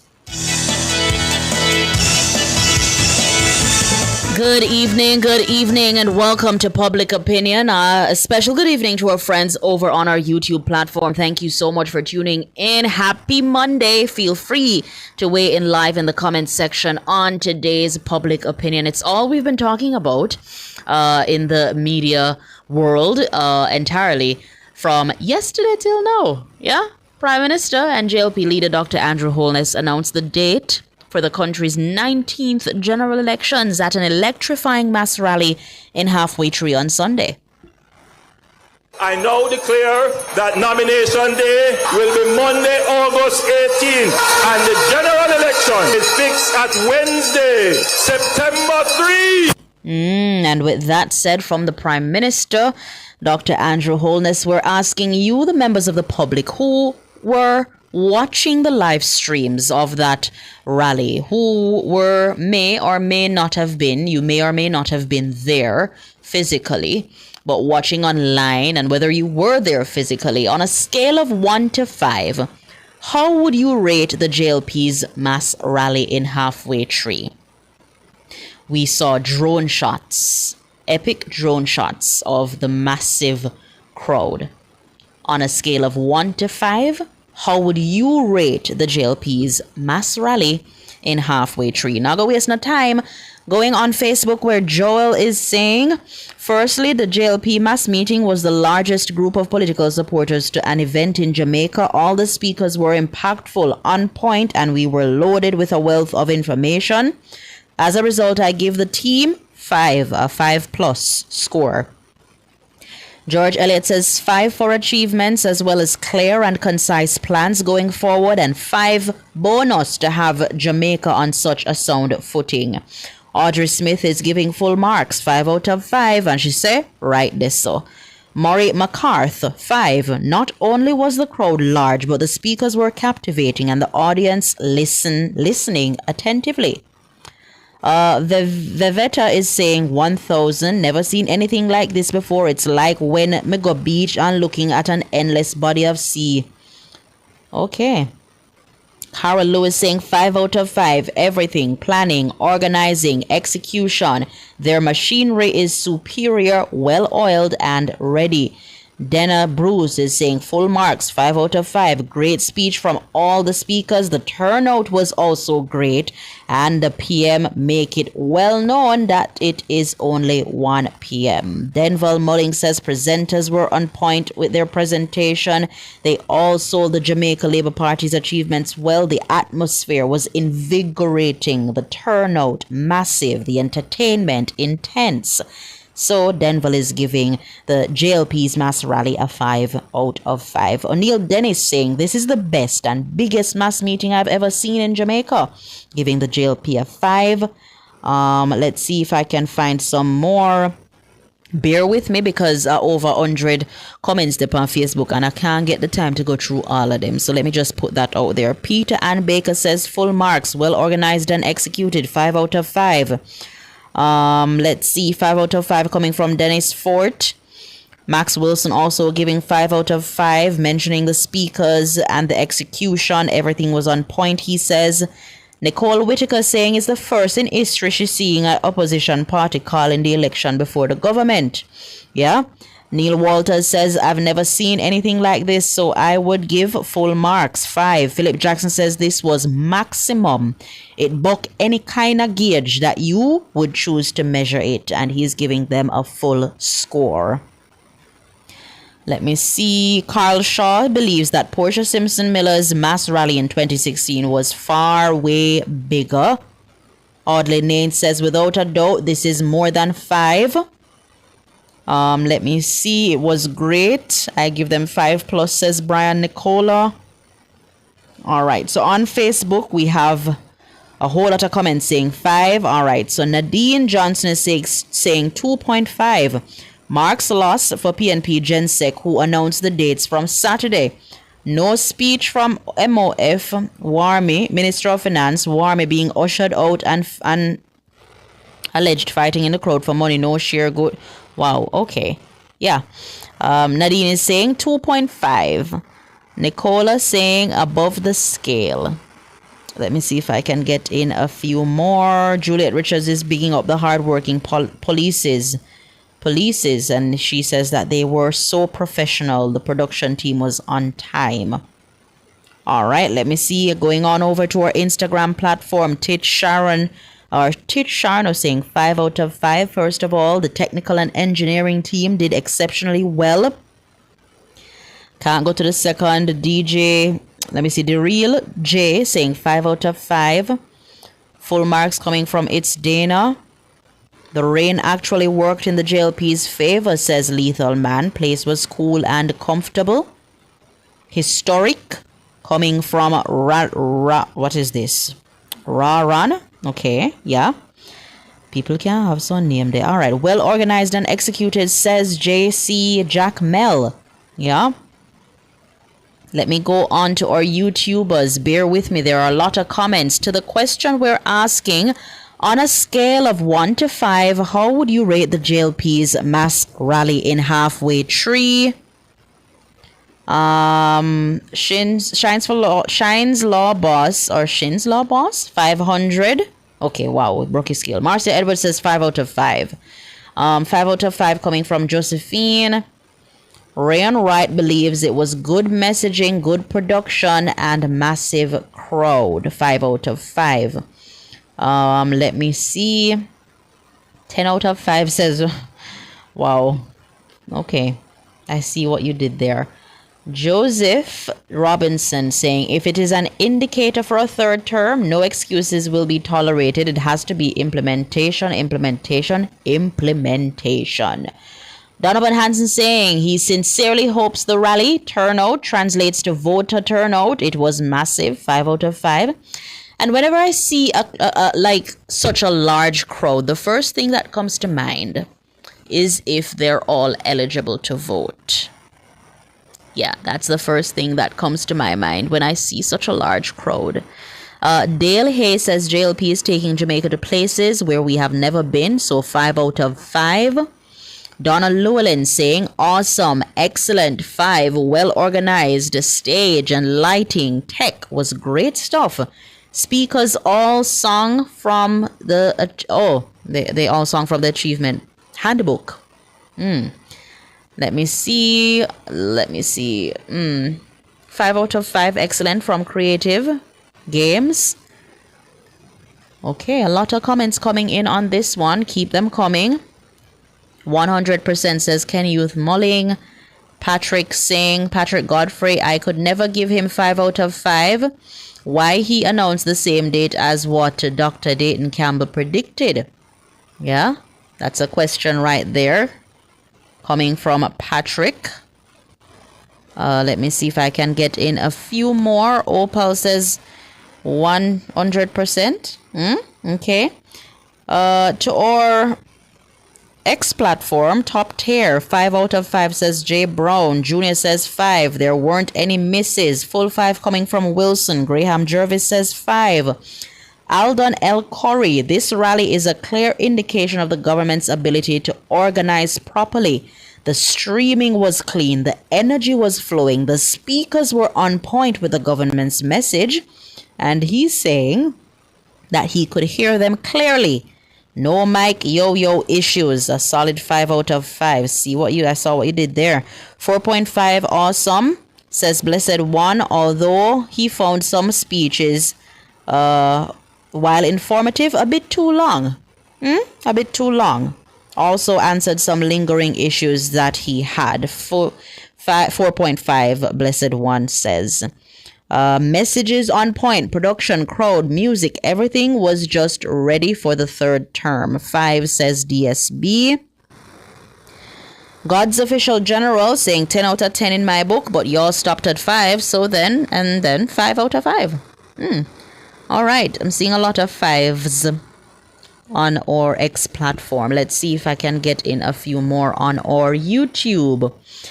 Nitrogen is saying Dayton no predict nothing, can't believe when I fall for that lie. He got the info beforehand. But I mean, even before the announcement, or even before Saturday when that prediction came, it was highly expected that it would have been September 3. Because September 3, as we've known, is synonymous to some extent, or to a greater extent. September 3 is synonymous with the JLP winning on September 3, 2020, and then September 3, Bruce Golding also won. So they're saying what? They're trying for a third term. Sharon Bless says, make sure uno enumerated to vote. And that me always one day, Sharon. Everybody pack up themselves, river come down bank to banks. Yeah, but you're not eligible for vote. It was a good show. It was a very good show. I watched. I listened keenly. It was a very good show. Let me see. Mr. Miyad and predict September 3. Common sense says Braille. Yeah. Emily Shields was the first with that prediction, says Pekka. 3 time is the third time is the charm, says Maker Deldon. Me could have called the date, says Linda Ming. Yeah, and Cliff Hughes had said it, because we thought that, September 3 would be synonymous. Is synonymous, rather. The opposition just guessed that because of the timelines. Right, and, I don't think it could have passed, or it would have made sense to pass that mark, knowing that school is going to come into play for the second week there in September. But guys, let us look out. Make we use the item and look out to see what will happen. Yeah. Also, I must implore you, if you're driving, please drive safe on the roads. Una bada hang off on a window during campaign motorcade and them something there. Una just be safe and be peaceful. Yeah, be peaceful.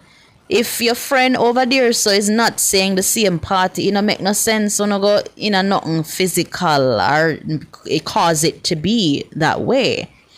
Yeah, we want a peaceful, clean, incident-free election campaign. Yeah, that's all I'll have to say. The business report is up next.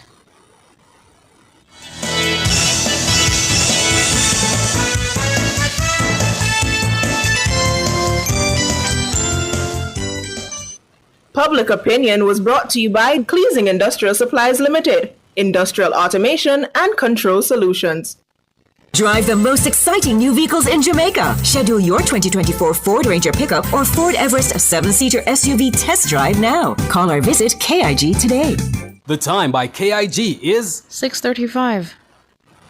Visit Marshall's Pharmacy, Greater Portmore, for all your prescription needs, gifts, personal care, household, and stationery items. The temperature by Marshall's Pharmacy, Greater Portmore is 30 degrees Celsius in Kingston, 29 out west in Montego Bay.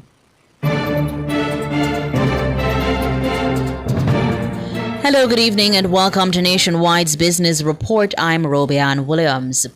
Honeybun Limited has announced the appointment of Daniel Chong as Chief Executive Officer effective October 1, 2025. Daniel currently serves as Deputy CEO and is leading the company's largest capital project to date. He succeeds Mrs. Michelle Chong, who will step away from day-to-day executive responsibilities after serving as CEO for more than 4 decades. Honeybun says Michelle will remain on the company's board of directors and continue to lead the Honeybun Foundation. She founded the Honeybun Foundation to support the development of business models for entrepreneurs and small business owners. She'll also remain engaged in special projects. Further afield, Elon Musk's electric car and energy company Tesla has applied for a license to supply electricity to British homes. If approved by the energy watchdog Ofgem, it could or would allow Tesla to take on the big firms that dominate the UK energy market to provide electricity to households and businesses in England, Scotland, and Wales as soon as next year. Tesla, which is best known as one of the world's biggest makers of electric vehicles, EV, also has a solar energy and battery storage business.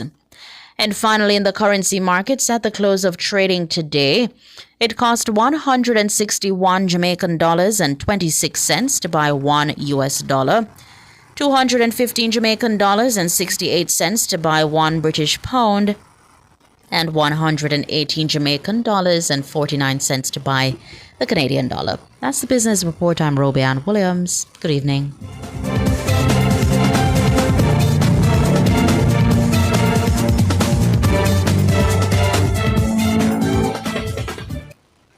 We are the best at what we do. At Hose Assembly and Supply Limited, we supply hose fittings and tools. We guarantee we can't be beaten when price and quality are combined. You brand us the Hose and Tool Boss because we deliver the most effective industrial solutions. Come in and experience the joy of shopping with Hose Assembly and Supply Limited. Call us 876-923-3936 or visit 173 Hagley Park Road, 2 Charlesworth Crescent or Montego Bay Trade Center. Hose Assembly and Supply Limited. More than just hoses. Now open every Sunday. In Jamaica, your rights are protected by our Constitution. From the right to education to freedom of expression, every citizen deserves respect and dignity. But remember, with rights come responsibilities. Let's uplift and respect each other and stand against injustice. Together, we can make Jamaica a better place for ourselves and future generations. Know your rights. Embrace your responsibilities. This message was brought to you by the Ministry of Legal and Constitutional Affairs. Ready for a refresh? The hottest sale of the summer is now on at Active Home Center. From now until Saturday, August 2nd, get up to 30% off selected living, dining, and bedroom furniture, plus enjoy up to 10% off lighting and fans to keep your home cool and bright. It's the summer to save big and upgrade every room. But hurry, these deals won't last. Active Home Center, more savings, more choices. Conditions apply. Want to save money and still protect your engine? Get Chevron Supreme Sin Blend Motor Oil, the blue bottle with a silver stripe. Now upgraded to synthetic blend, so your engine runs cleaner, longer, and stronger. Now available island-wide at service stations and leading auto parts stores. Ask for Chevron Motor Oil, your favorite blue bottle with a silver stripe. That's Chevron Sin Blend, your engine good friend. Access every town, everywhere I go. Multi-link, 24/7 access for me. It's just a win-win when we use multi-link. This card is Jamaican built, yeah. Fast and secure, you can use anywhere. Spend while supporting the economy. Look for the multi-link logo on your card and benefit from Jamaica's largest debit payment network. Multi-link, 24/7 access for me. What would I do without my multi-link? You hear, say nationwide back to school fair get pushed back to August 23? What? Push back? Lord, man, me need ready to go Harmony Beach Park, you know. Yeah, man, but them push it back to make it bigger and better. More vibes, more giveaways, and more things for everybody enjoy. So tell me something, the book swaps still go on? Yes, man. Still bring the books the kids don't need, and them can swap it for the ones them can use. Plus, them are gonna have health screening, school supplies to buy, banks and location, and enough giveaways. Alright, me like the sound of that. But anything else I want? Then no must. Me here say them have domino tournament, scavenger hunt, and beer things for the whole family. So make sure you register. Register? So how me have to go register now if we go in if it's free? Because once you register, you automatically get entered to win the grand prize in the special raffle. Me have to go call up some of my friends them cause we can't miss this. So tell me now, what the new date? August 23, same place, Harmony Beach, Montego Bay, from 10 a.m. to 6 p.m. Nationwide 90 FM's Back to School Fair. Bigger, better, and full of vibes.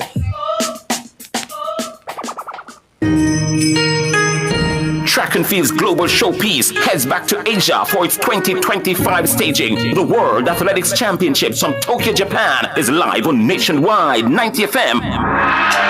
September 13 to 21. Great start from Seville, who's got a little bit of a march on Noel Lyles. Seville's going to win this. Brilliant race. He even has time to salute.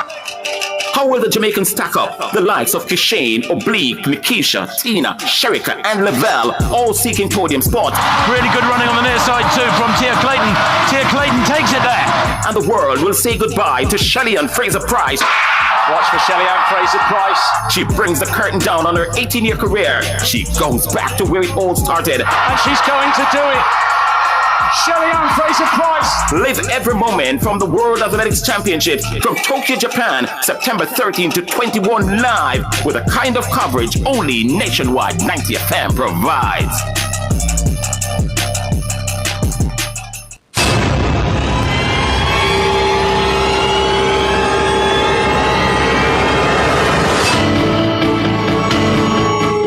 If it's in the public's interest, it's the nation's business during Nationwide at 5. The nation's business.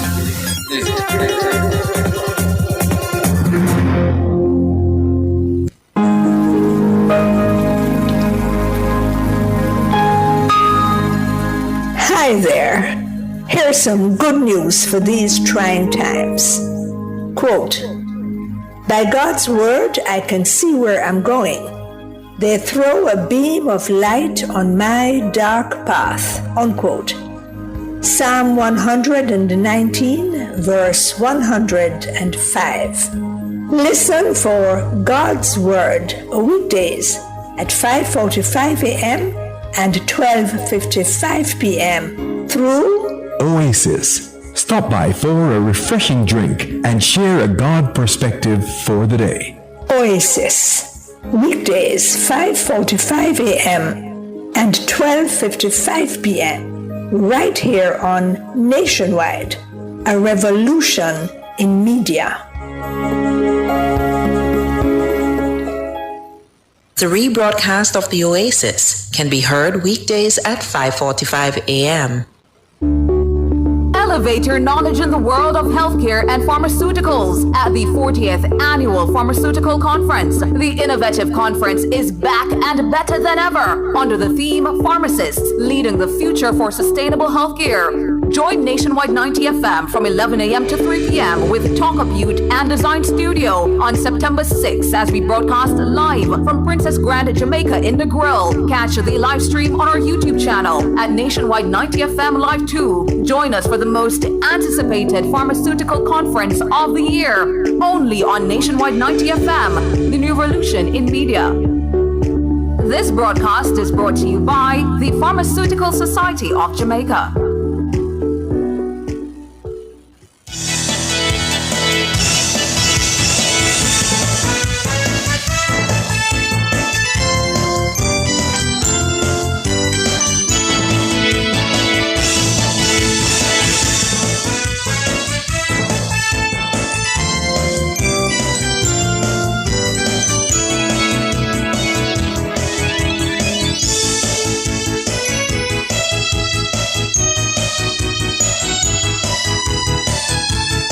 Good evening. Thank you so much for staying with us here on Nationwide at 5. I'm Cliff. I'm Ricardo. Your books ask if you're not bright. I had that in some books in it.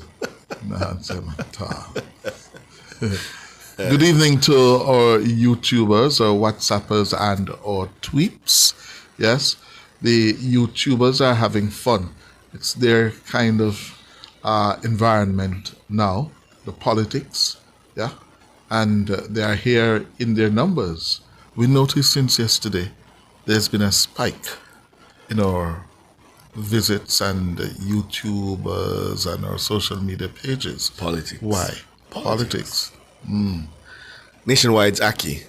Mm. You're in the Aki. I heard you on timeline saying this is your last election. Yes, I think you'll so. be covering. Yeah? Yeah. Not to this extent at all. Okay. Yeah. All right. I've had enough. Can you think of, in terms of coverage, the campaign that was the favorite to cover? 2016. I think I can guess why. It was a nail biter. And you got it right. We got it right, yeah. Yeah. Yeah.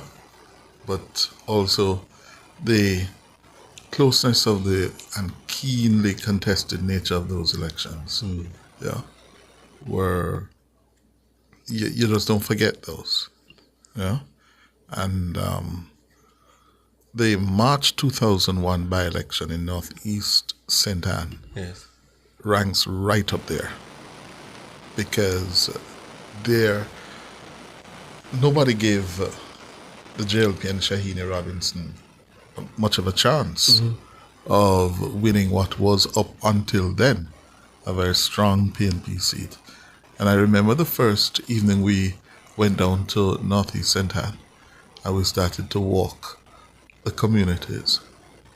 And after about 15-20 minutes, you picked up something was happening. Yeah? And I remember sharing that with a few of my comrade friends at the time. And I said, no, sir. Yeah?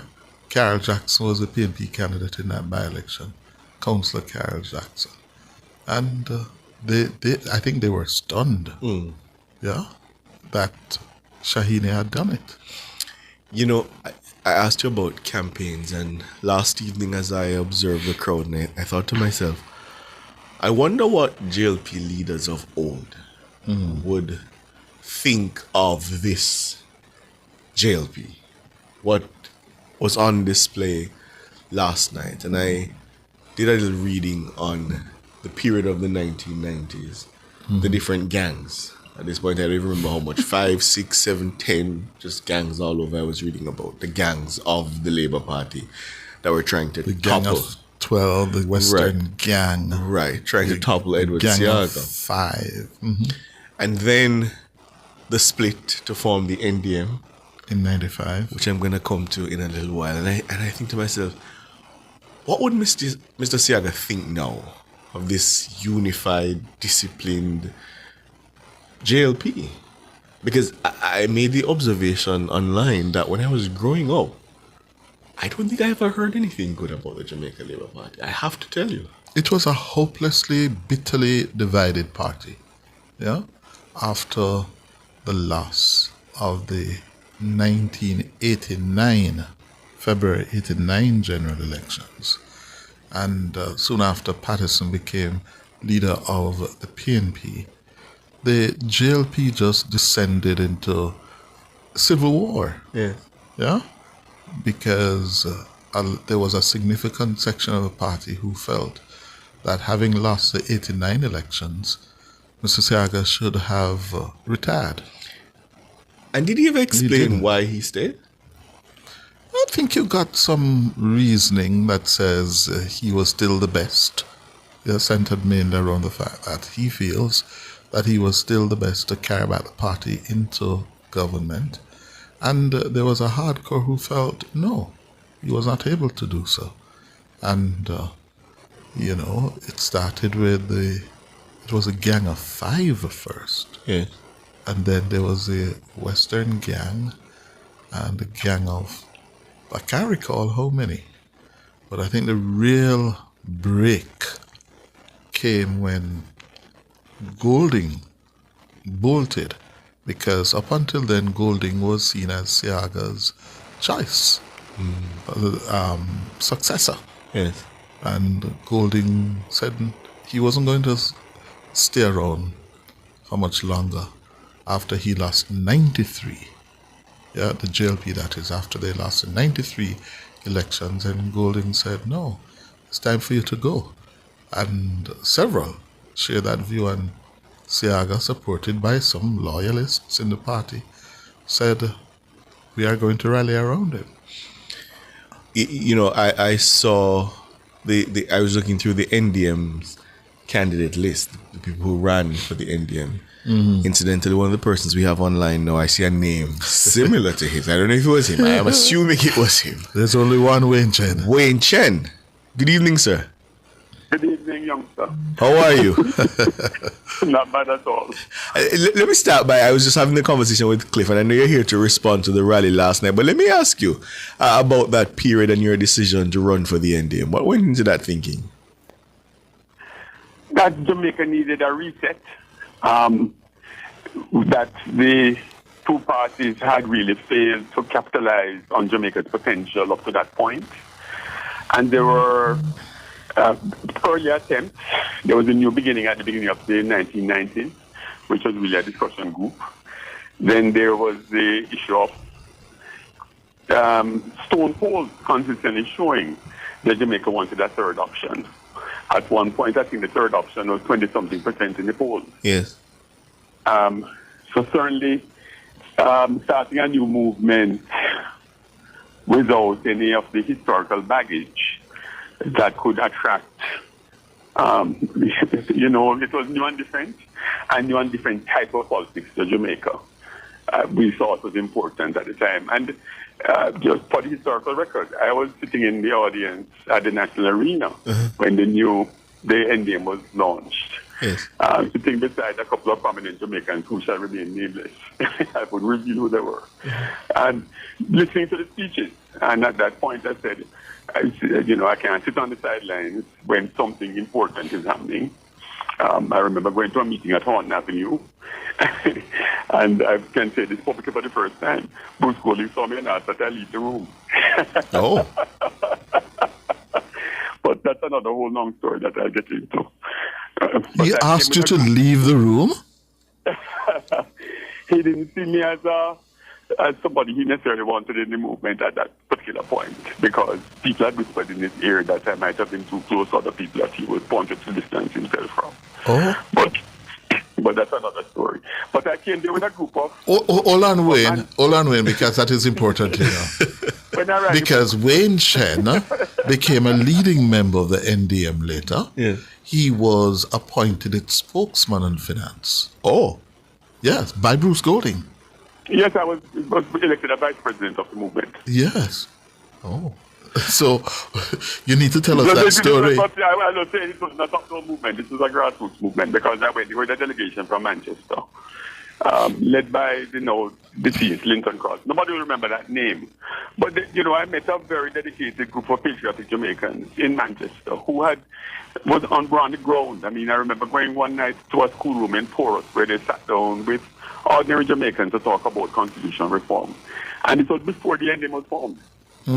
They were Jamaicans, ordinary Jamaicans, who were dissatisfied with where our politics had ended and wanted something new and different. Mm-hmm. And just before we get to the rally, just for a youngster like me who wasn't conscious at the time, when you look back now, why do you think it failed? All that promise, and certainly what I've been able to read, all the excitement that it generated, why do you think it failed?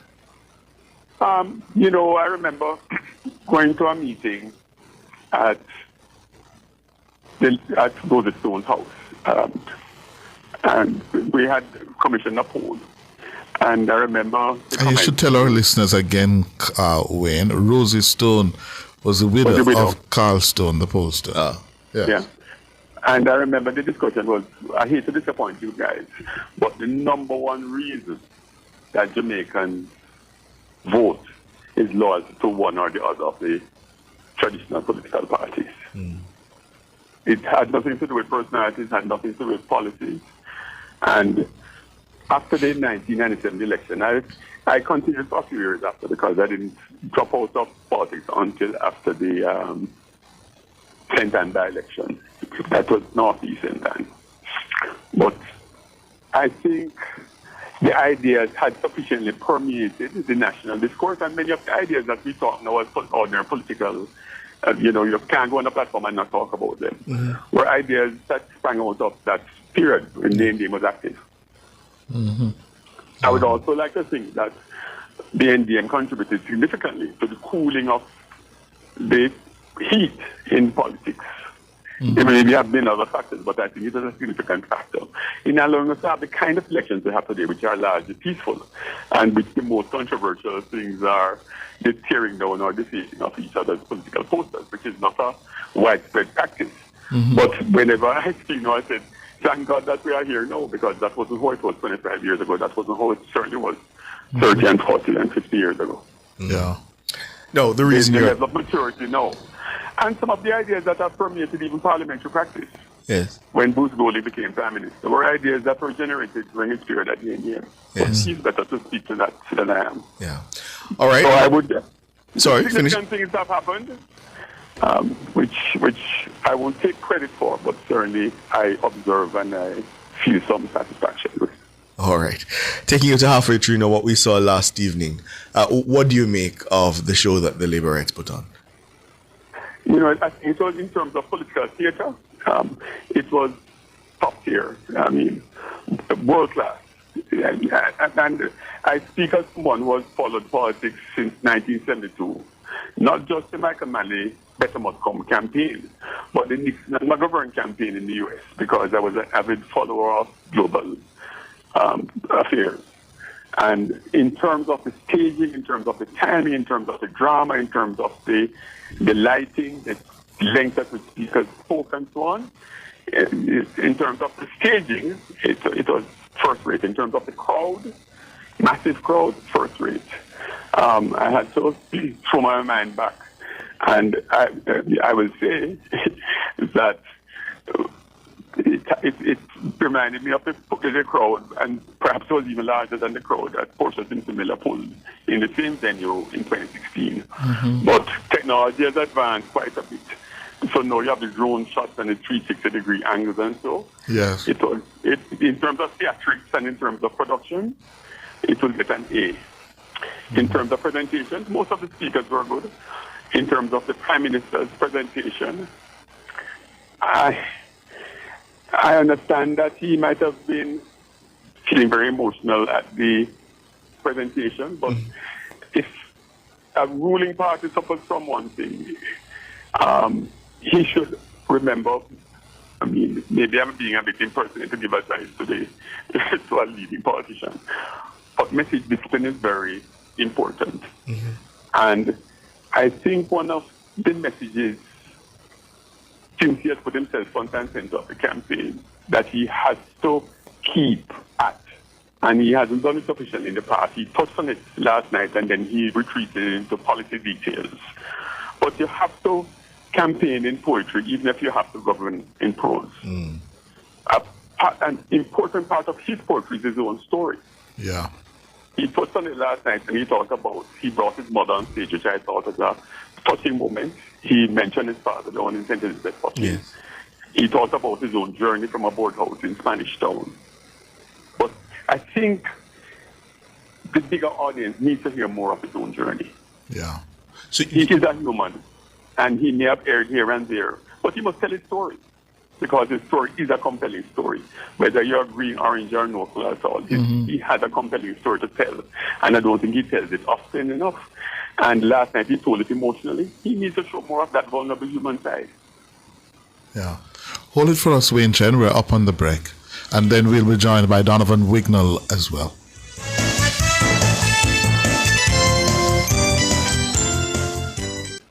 Truth is, you can live life to the fullest with HIV. This time signal is brought to you by the Ministry of Health and Wellness. The time is 7 o'clock.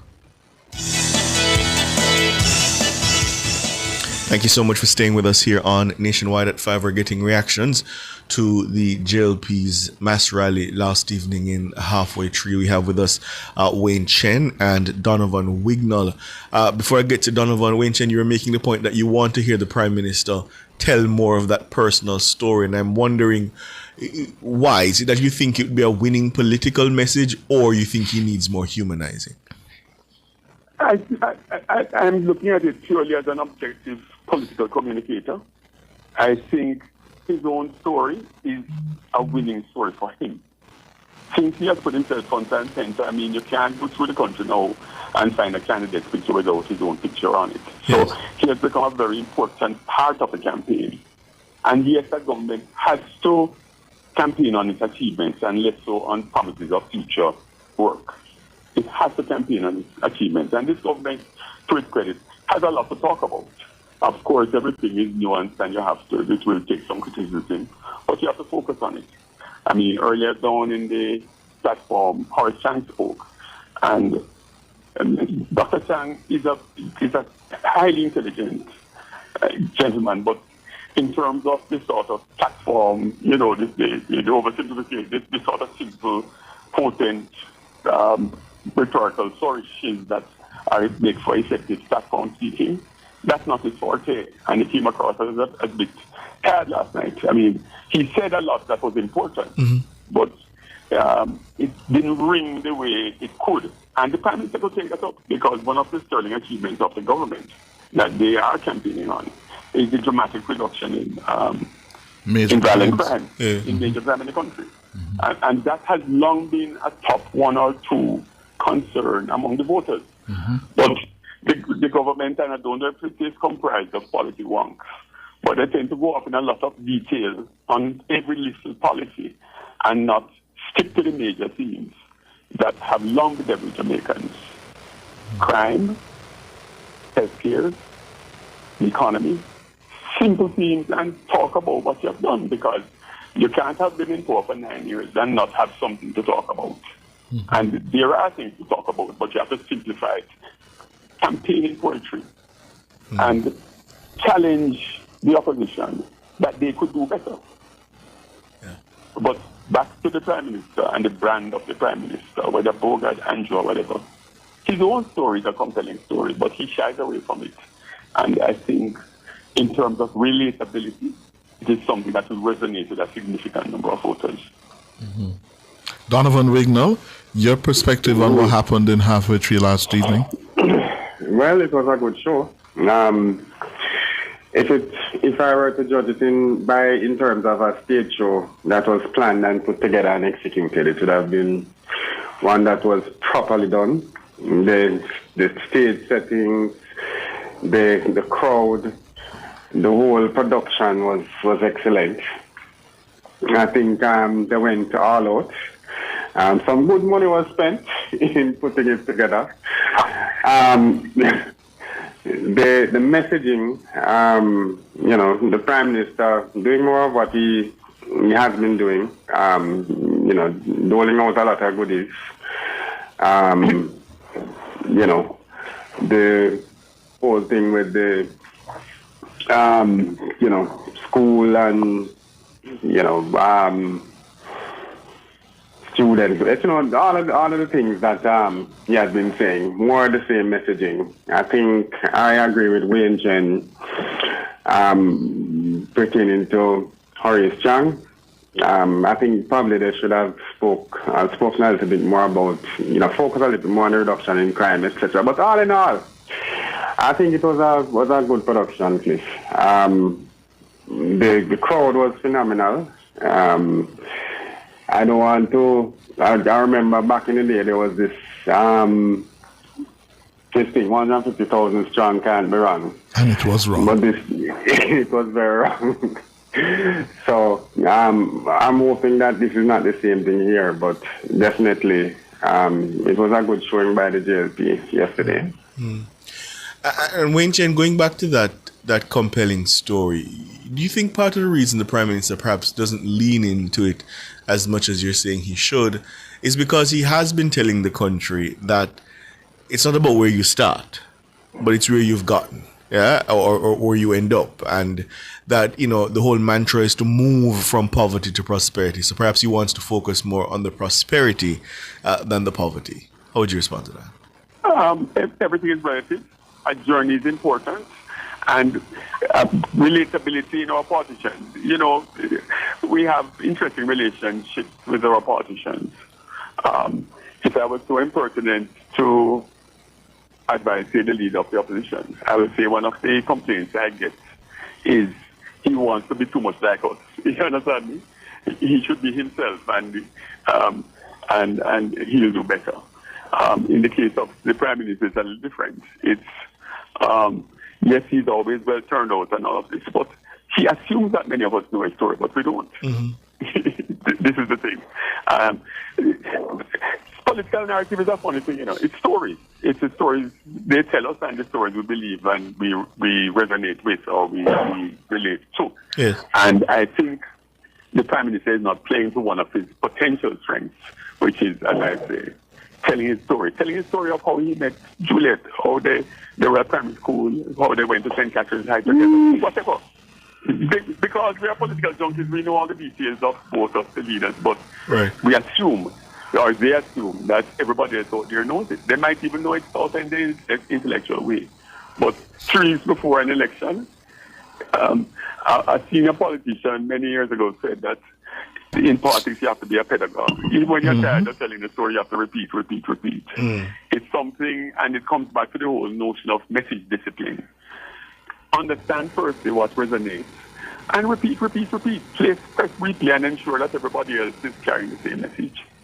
On that issue of messaging, Donovan Wignall, is a governing party's quest to make its case based on its achievements, its performance.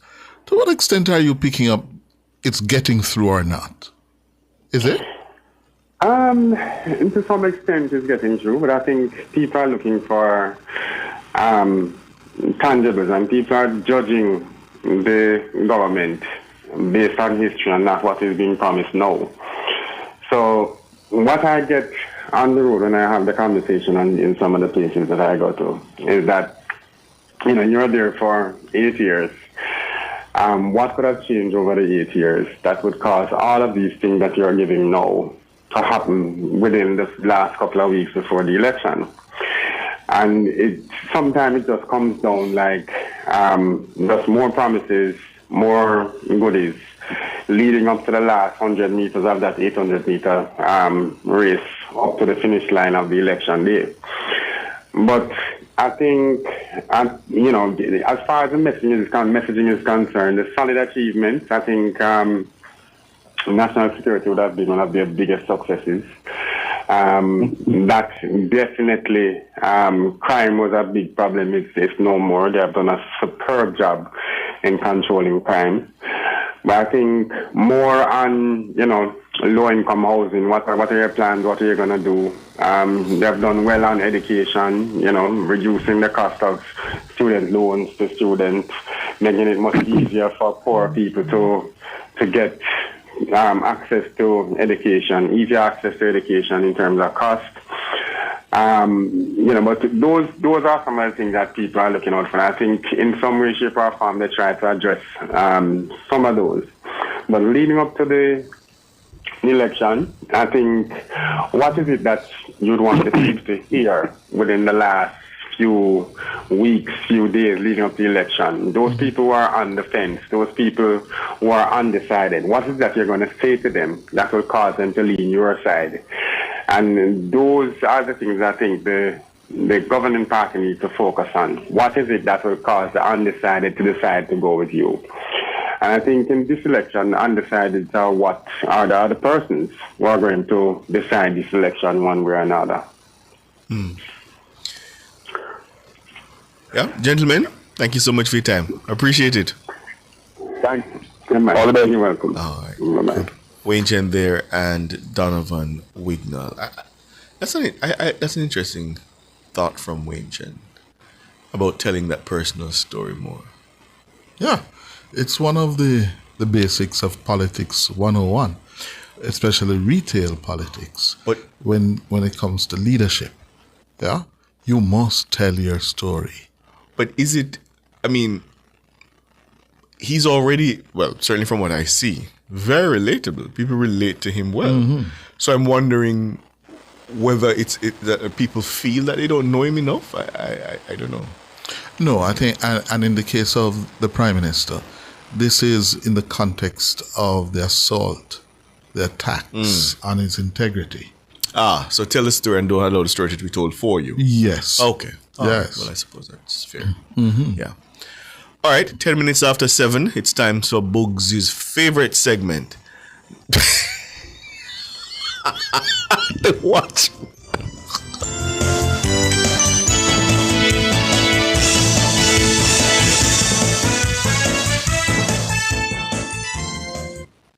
As of June 1, Jamaica's minimum wage is now $16,000 per 40-hour workweek, up 158% from 2016, marking the highest minimum wage in the nation's history. We are building Jamaica. The time by the office of the Prime Minister is 11 minutes after 7. The Watchman, exploring issues shaping our society, government, and business. Provocative, unconventional, Dr. Henley Morgan is The Watchman. Good evening. If you can't vote for either of the two parties, vote for the best candidate. Born into the family of a preacher politician, in the then constituency of Southeast St. James, I have vivid memories of the drive from Montego Bay up the hill to the Baptist Manse at Malden.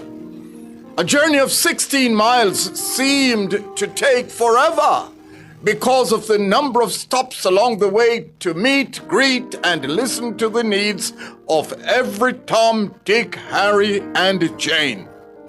I remember the long days stretching into the nights with my father attending events from funerals to school functions to political meetings. I also remember how he left politics a broken and broke man. The cynics will say politicians have changed from what they were back in the day. That today's politicians are in it for what they can get for themselves and not what they can do for the people they represent. Maybe so. I can't, for example, imagine politicians of C.A. Morgan's ilk needing a job description to tell them their responsibilities and duties. But the hardness of the job, the personal sacrifices, and the ingratitude have not changed that much. Writing in the 29 December 2019 Sunday Observer, retired MP, Cabinet Minister, and Speaker of the House, Pernell Charles, gave a graphic portrayal of the MP's job. I quote him in part, "They come to your office every day with medical bills, those seeking help educating the child, providing books, uniform, transport, and food. Plus, you must assist those who are not working. The politics that we play in Jamaica is not executive politics where you drive past and wave. The politics of the day is, I will vote for you if you can assist me with my difficulties. And I promise to assist you if you vote for me. So, when I win, I have to hide." And a quote by Pernell Charles Sr. Sadly, elected officials hiding from constituents, overpromising when campaigning and under-delivering when in office has become the norm in Jamaican politics. Despite the litany of promises and achievements coming from political platforms in this election season, politics and by extension political parties have failed to maximize the potential of Jamaica. Turned off by party politics, many Jamaicans see no virtue in politicians or value in political representation. A minority of the electorate vote in national elections, local or general. There is no perfect politician. But just like back in the day, there are some who unflinchingly do their work as MPs or members of the cabinet. Olivia Babsy Grange is hardworking and engaged. She leads from the front. Desmond Mackenzie, another protege of the late former Prime Minister Edward Seaga, brings a no-nonsense approach to his work and retains enough of the street swag that makes him appear authentic and grounded. Edmund Bartlett is one for the annals, the consummate marketer who also gets things done locally with global impact. Mark Golding, I get to see up close. He represents the constituency where my work is based. A bright and decent Jamaican who has had political leadership thrust upon him. Julian Robinson, my MP, is an urbane and temperate soul. Always shows up but never shows off as if better than those he serves. These are but a few. Voting is a privilege and benefit of living in a democracy.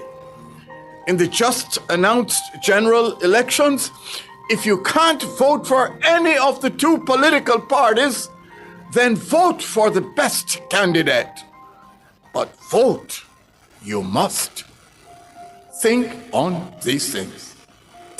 Produced by Agency for Inner City Renewal, AIR, and recorded in the Jamming Studio Trenchtown, a breath of fresh air bringing change to the inner city. Looking for superior quality transportation from an international award-winning provider?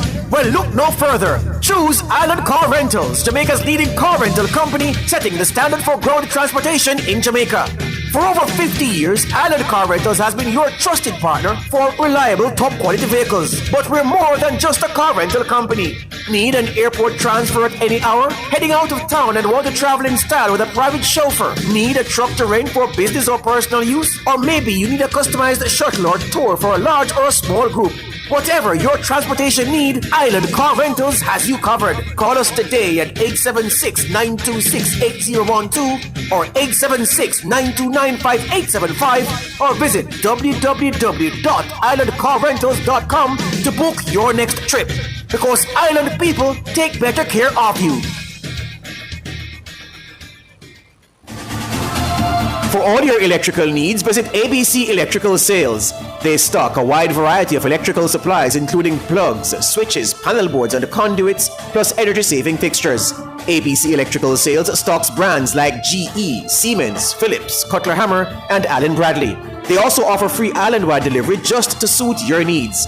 Visit them at Shop 8, Hagley Park Plaza, Kingston 10, or call 876-754-3714-5 or 876-754-3825-8. ABC Electrical Sales for a better choice in the electrical business.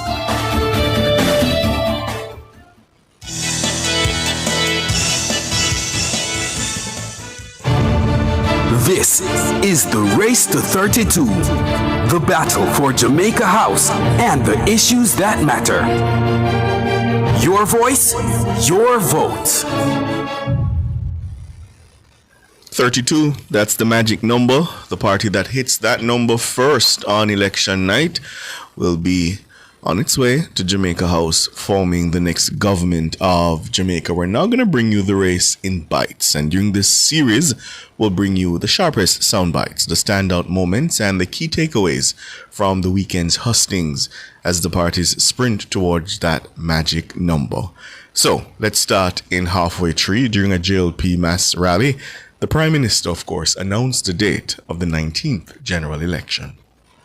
So earlier today, I advised His Excellency the Governor General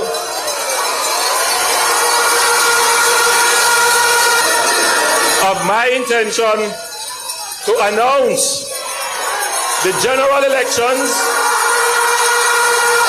for him to set certain processes in place, including the dissolution of Parliament. I now declare that nomination day will be Monday, August 18th. And the general election date is fixed at Wednesday, September 3. Prime Minister Holness, he also announced last evening that the local government by-elections will take place in 4 divisions on the same day, September 3. I also wish to inform you that local government by-elections in the Chancery Hall Division, the Olympic Gardens Division, the Seabright Gardens Division, and the Denham Town Division will be held concurrently with the general election in those constituencies. This is pretty rare, yeah, that we have the general elections the same day as a number of local by-elections as well. Now, in response, PNP President and Opposition Leader Mark Golding says the Prime Minister was forced to make the call as the administration was out of time. We have been waiting for this moment for a very long time. Yes. We have been walking the length and breadth of Jamaica. Yes. The highways and byways, the hills and the valleys. Yes. And everywhere we go, as a united party, yes, the people say they are ready for change. Yes. And all they've wanted for so long is for the government to change and for us to call election so that we can move forward as a nation. Yes. And you know, obviously everybody's scared because no government leads it to the 11th hour. And really the election call itself, because they were out of time. Mark Golding, the opposition leader and PNP president, and his General Secretary, Dr. Dayton Campbell, says the party has been mobilizing for the very date the Prime Minister announced. He is claiming the PNP was the first to call the elections. We figured out from June that the Prime Minister would not see a window based on the data that we have. Coming out of our sounding, our polling, our audits, we realized that he had to go down to the wire because he didn't see any opportunity. And so we predicted this, we planned for it. We started with the bus tour in July, went into the parish meetings to culminate on the 10th in Kingston and St. Andrews. We didn't get to have this meeting tonight, but we thought from then that tonight would have been the announcement and then would have the nomination there the 18th. So it's probably the first time that the opposition has actually called the election, the exact date. But that's just based on the level of preparation and us going out there and knowing what is going on. Well, the opposition called the election. No, the opposition can't call the election. The opposition said the date they thought the elections were going to be held. And by then it was no secret. Exactly. Dr. Campbell says he's confident the PNP is fully organized and ready to mount a challenge for Jamaica House. The stage that we're going into now is where you need to ensure that you have your canvas in place, your workers and their trade. We have done that. The level of organization in the PNP now, we have not seen that in the last 50 years. So we are comfortable that we'll be able to do that work. We're not resting on our laurels. We're not taking it for granted. We're going out there, but we are sure that we are putting the prep work to be able to get out our voters on the day. Last 50 years? 50 years. That goes back to 1975. Better than Manley, better than Patterson. And the period when they had the famous General Secretary in Dr. D.K. Duncan. I think that is a little exaggeration.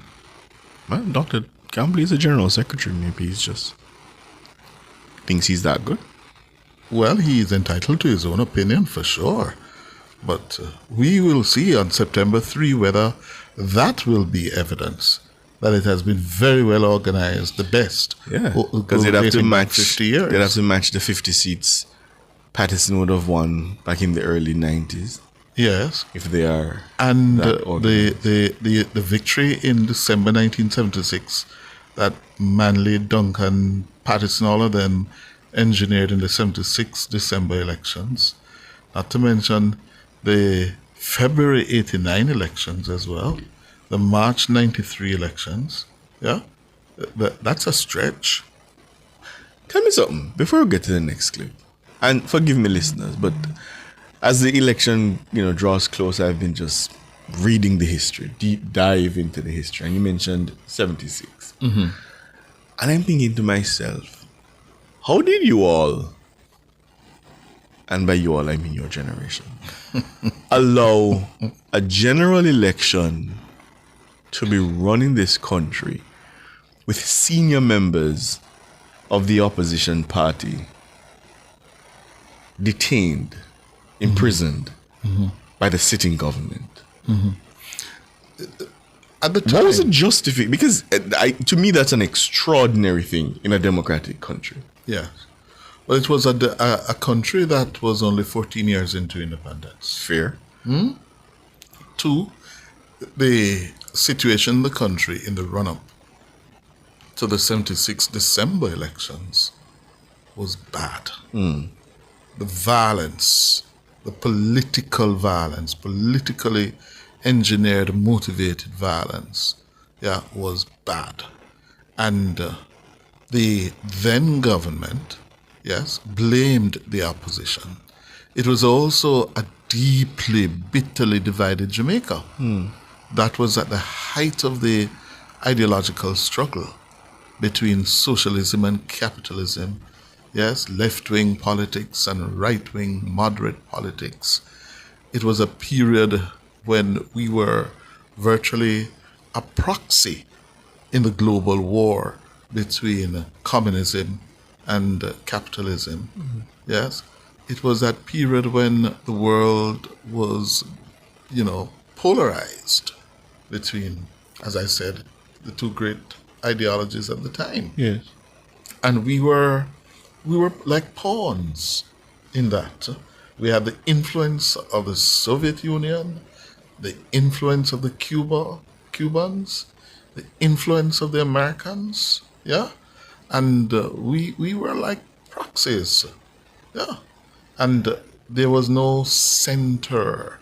There was no middle center, so to speak, in the country to say, listen, we are going to the edge of the precipice at the time. Those forces... I think it's a little bit more than going to the edge. Detaining the opposition, I think, goes over the edge. But now, it would certainly be a no-no in that system. Not so much. Not so much. And it's precisely because of that why I find... I see public commentators now throwing around words like tyranny and authoritarianism and, and I say to myself, that rings hollow because we've seen examples in this country that can properly be described as that. I'm telling you, when I read the history, I just can't believe people of good faith allowed that kind of thing to happen. Yeah, that was a time when the opposition, leading members of the opposition, were detained because what? Somehow the message had gotten through that leading members of Siaga's Labour Party, yes. And I deliberately say, for those who lived through it, that was how it was referred to with scorn and disdain. Siaga's Labour Party were behind the violence that led to people like Pernell Charles, who was accused of being one of the major organizers of violence.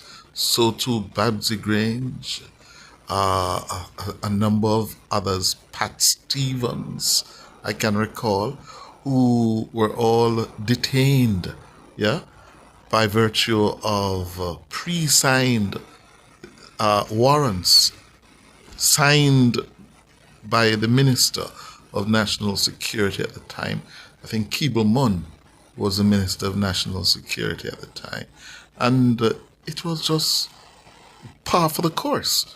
We were at war with ourselves. We were in a civil war. And hundreds of people died. Was there ever, because I've been trying to find a report, I see references to a commission of inquiry. Yes. But I haven't been able to locate the report. Yes, well, the commission of inquiry was held, and it was damning. Yes. Because that was when it emerged of the abuse of the process, where we had these predated, pre-signed arrest warrants, that the police would have in their possession, and when they come for you, that's it. They show you the warrants, and you have to come with them. So it was the minister directing the security forces to... Yes, at that time, don't forget, another thing we don't appreciate is that the constabulary force was under the direction and control operationally of the Minister of National Security. The politicians were running the force.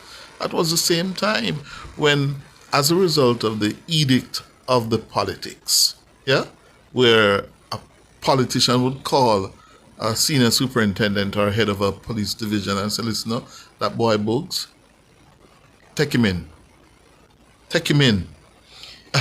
And that would happen.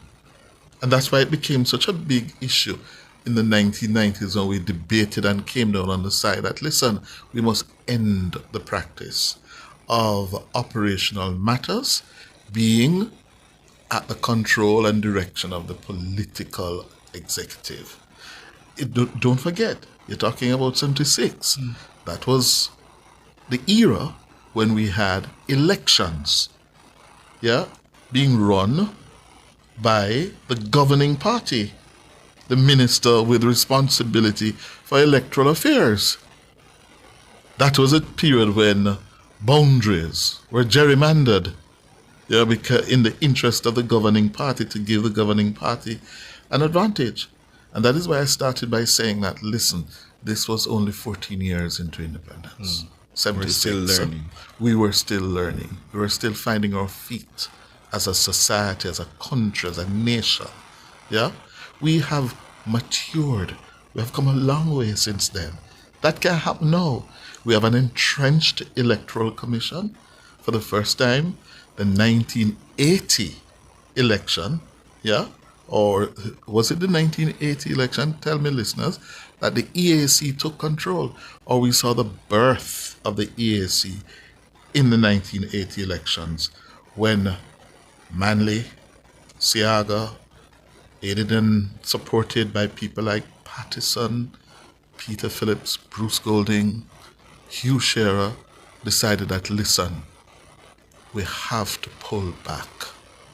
We can't continue where politicians would control boundaries, and there was a lack of trust in the electoral process, which provided a fertile environment for the violence that we saw in the politics.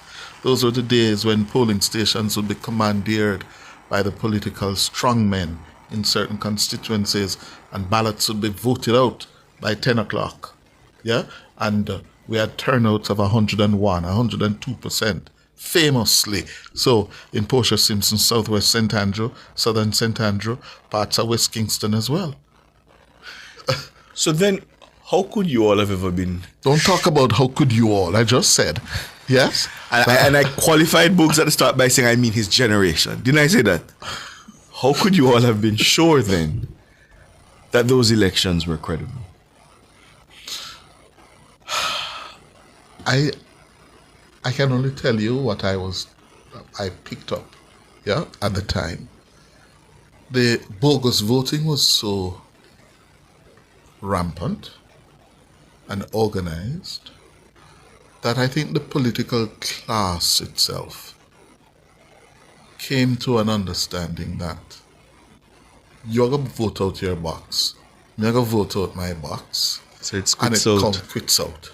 It will all come out in the wash. Yeah?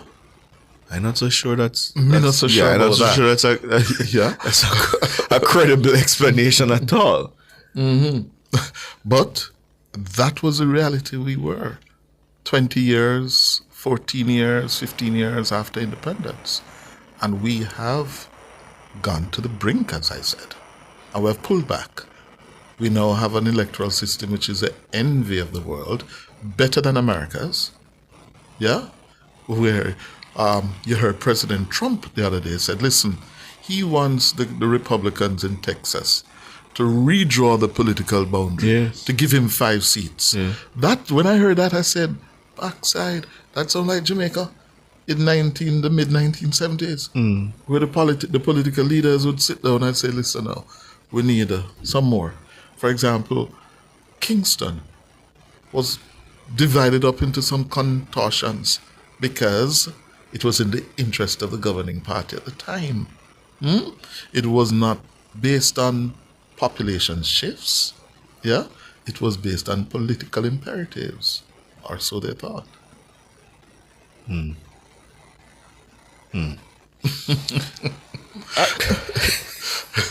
Wow. But I keep on coming back to the fact that, and that is why when you hear people like me get very, very passionate about developments today, is because I lived that period. Yeah. And I saw my country on the brink. Yeah. That period retarded our growth and development for a long time. Yeah. And that is why, for example, I am pissed at what I see now with the Integrity Commission. And that is an institution that we need to build, and how some people have manipulated it, how people at the commission have conducted themselves, which has compromised the credibility of the institution. Yeah, we will have to rebuild that. And they are needed. We must rebuild the Integrity Commission. We must preserve the Electoral Commission. Yeah, we must preserve the distinction, the wall between policy when it comes to security and operation issues. We must preserve those things because we know where we're coming from. Can you imagine? Just think about it. Politicians used to determine who becomes a senior superintendent of police, who will make decision as to which area is going to be raided. That's where we're coming from. 630-937-124, 618-8255. Come chat with us.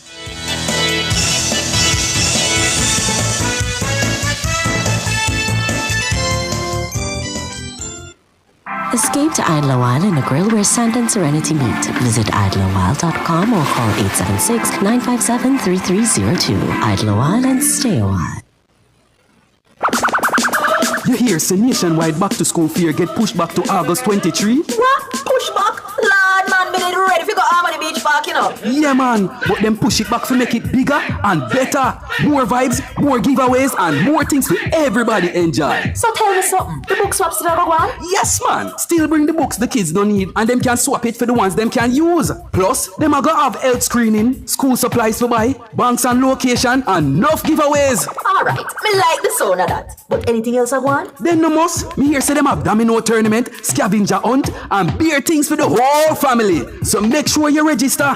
Register? So how me have to go register now for go in if it's free? Because once you register, you automatically get entered to win the grand prize in the special raffle. Me have to go call up some of my friend them cause we can't miss this. So tell me now, what the new date? August 23, same place, Harmony Beach, Montego Bay, from 10 a.m. to 6 p.m. Nationwide 90 FM's Back to School Fair. Bigger, better, and full of vibes.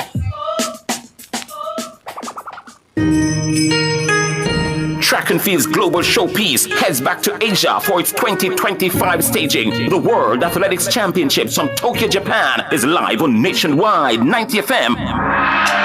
September 13 to 21. Great start from Seville, who's got a little bit of a march on Noel Lyles. Seville's going to win this. Brilliant rid. He even has time to salute. How will the Jamaicans stack up? The likes of Kishane, Oblique, Nikisha, Tina, Sherika, and Lavelle, all seeking podium spots. Really good running on the near side too from Tia Clayton. Tia Clayton takes it there. And the world will say goodbye to Shelly-Ann Fraser-Pryce. Watch for Shelly-Ann Fraser-Pryce.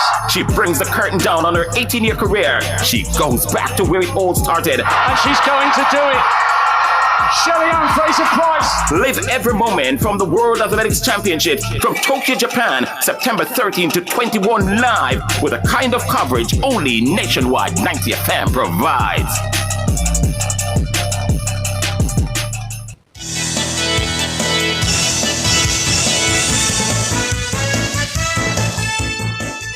We're taking your calls now here on Nationwide at 5. You know the numbers, 630-9371-24, 618-8255. Omala, good evening. Hey, good evening, Ricardo. Good evening, Cliff. Good evening, sir. Yeah, Cliff, observing the crowd yesterday, Cliff, I make an observation. And to me, the demographic, the age demographic in the crowd, it seems a pretty, it seems much younger. Where I'm looking at anywhere from, say, 18 to 45, 50 right there. And I'm wondering, let me start thinking, if the policies of the government is really having an effect on these people, where these people are coming out that you really never used to see in these rallies, coming out to show their support. The barrier, the barrier to entry you're talking about, we used to have to find 33% down for an house, now it's 10%. People can own more homes. People can own a car, the interest rates and all these things are down. Wages are up. We have tax give back. The barrier to entry to art lifted. The barrier to entry to university to get a student loan after have a security that is being removed. Quite a bit of things that is geared at them. I am wonder if these people start feeling it when a lot of other people are saying nothing really are going. And these people are showing Jamaicans that no, things are happening and these are the way that we think Jamaica should be heading, and we are coming out to show our support. What do you think, Cliff?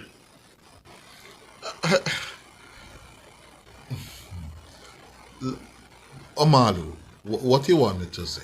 I just wanted to either say, give me your Jamaican observation. I don't want you nothing other than your Jamaican observation. But I've said this so many times. You know my position in this. Yeah, over and over.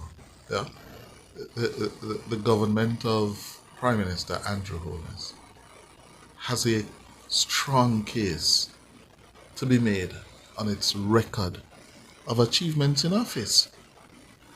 Yes, strong case to be made.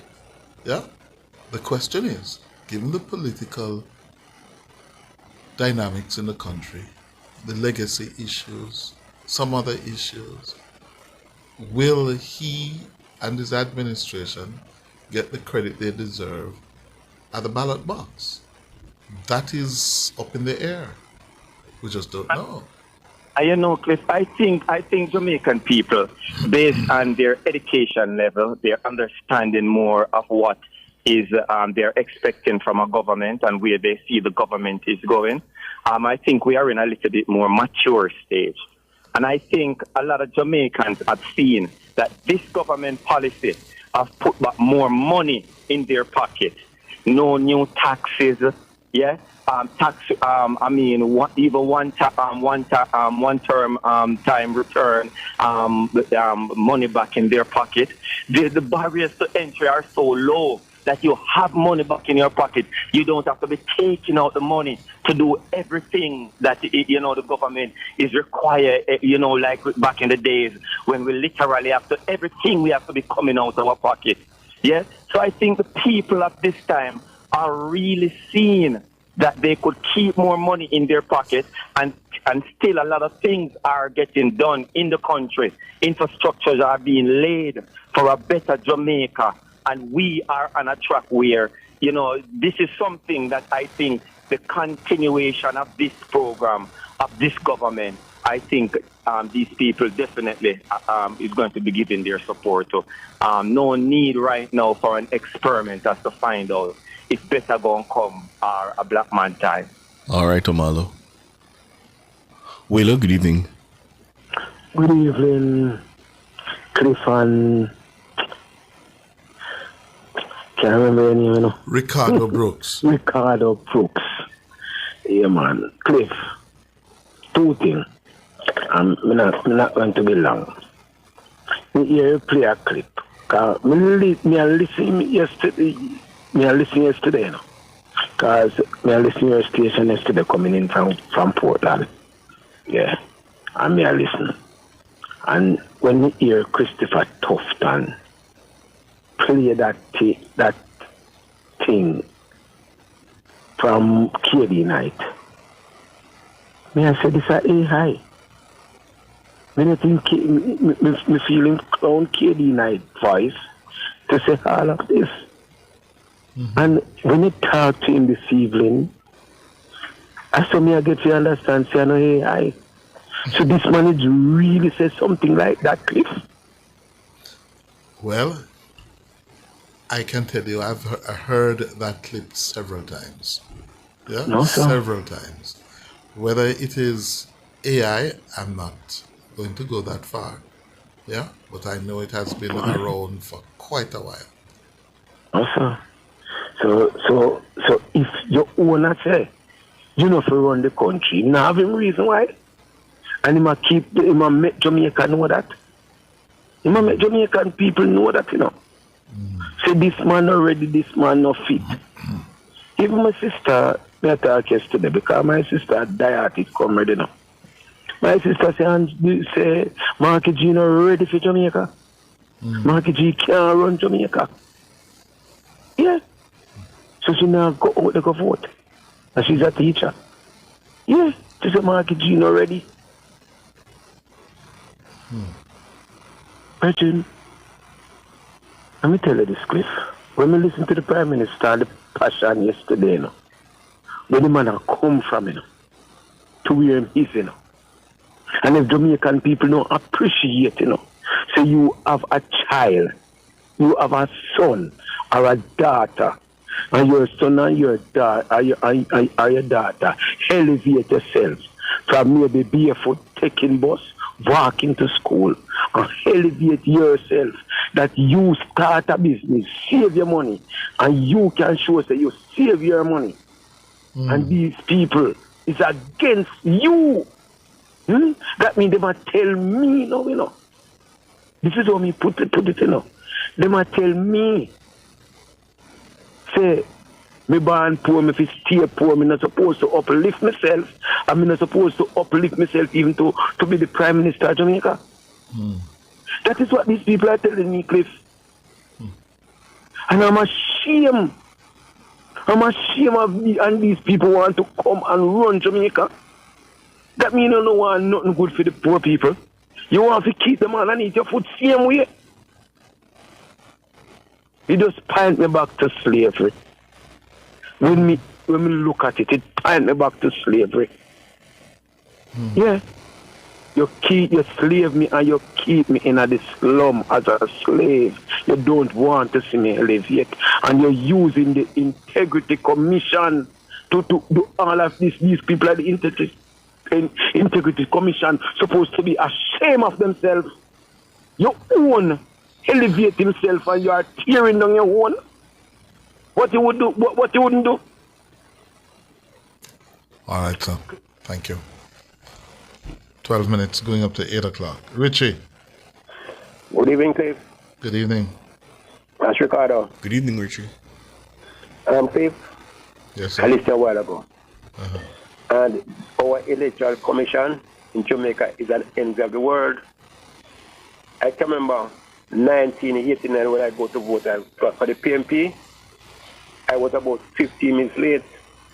And a man said to me in a voice because somebody voted him already.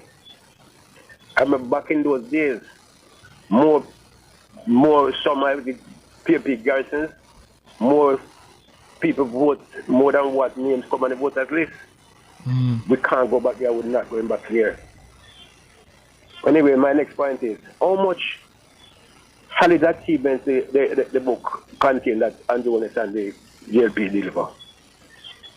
Remind me. 200 plus. 200, okay. I think it was 257, let's say. You're right. Okay. We had the COVID, which was up for 3 years. And this thing leads me back to it, you know.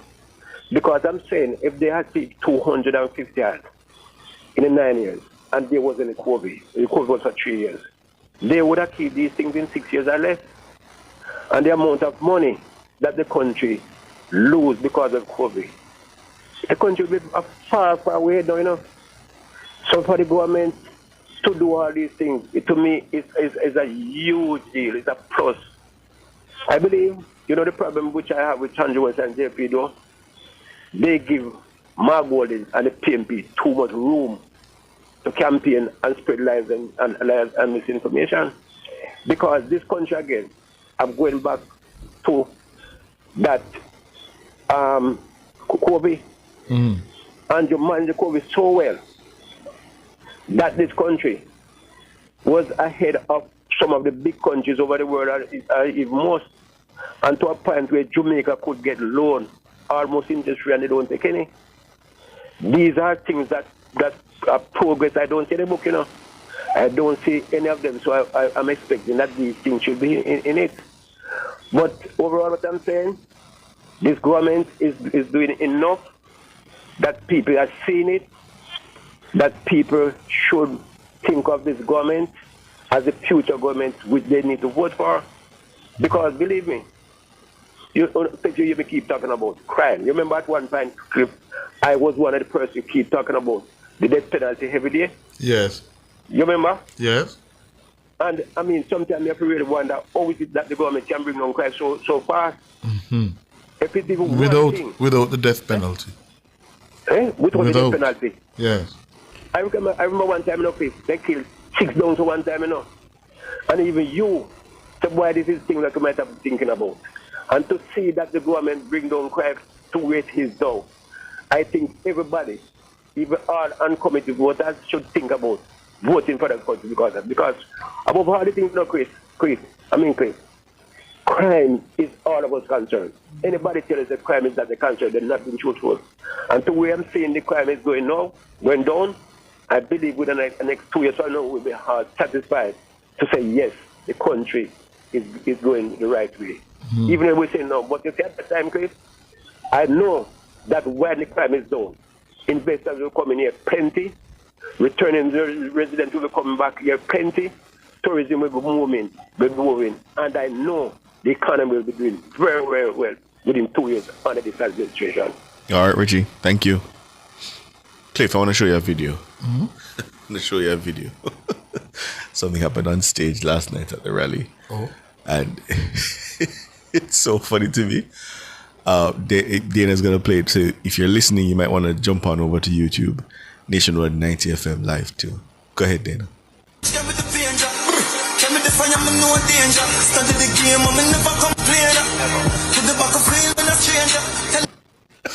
Oh, play that again.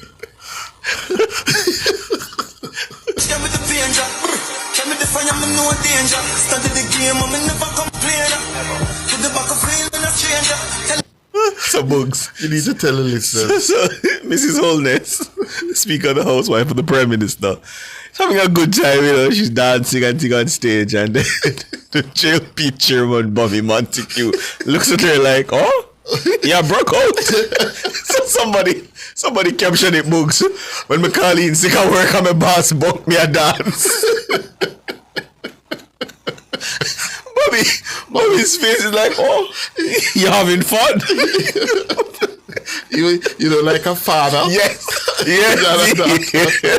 So, wait, I say you're God. Somebody say, this is what let's call it. Sick of Bobby Booker at the dance. It's funny. It is funny. I just thought I'd share it. Look at his face. Like, oh, what you? I just thought I'd share it. And this is when he's having a good time, you know. Yeah. Having a good time in her element.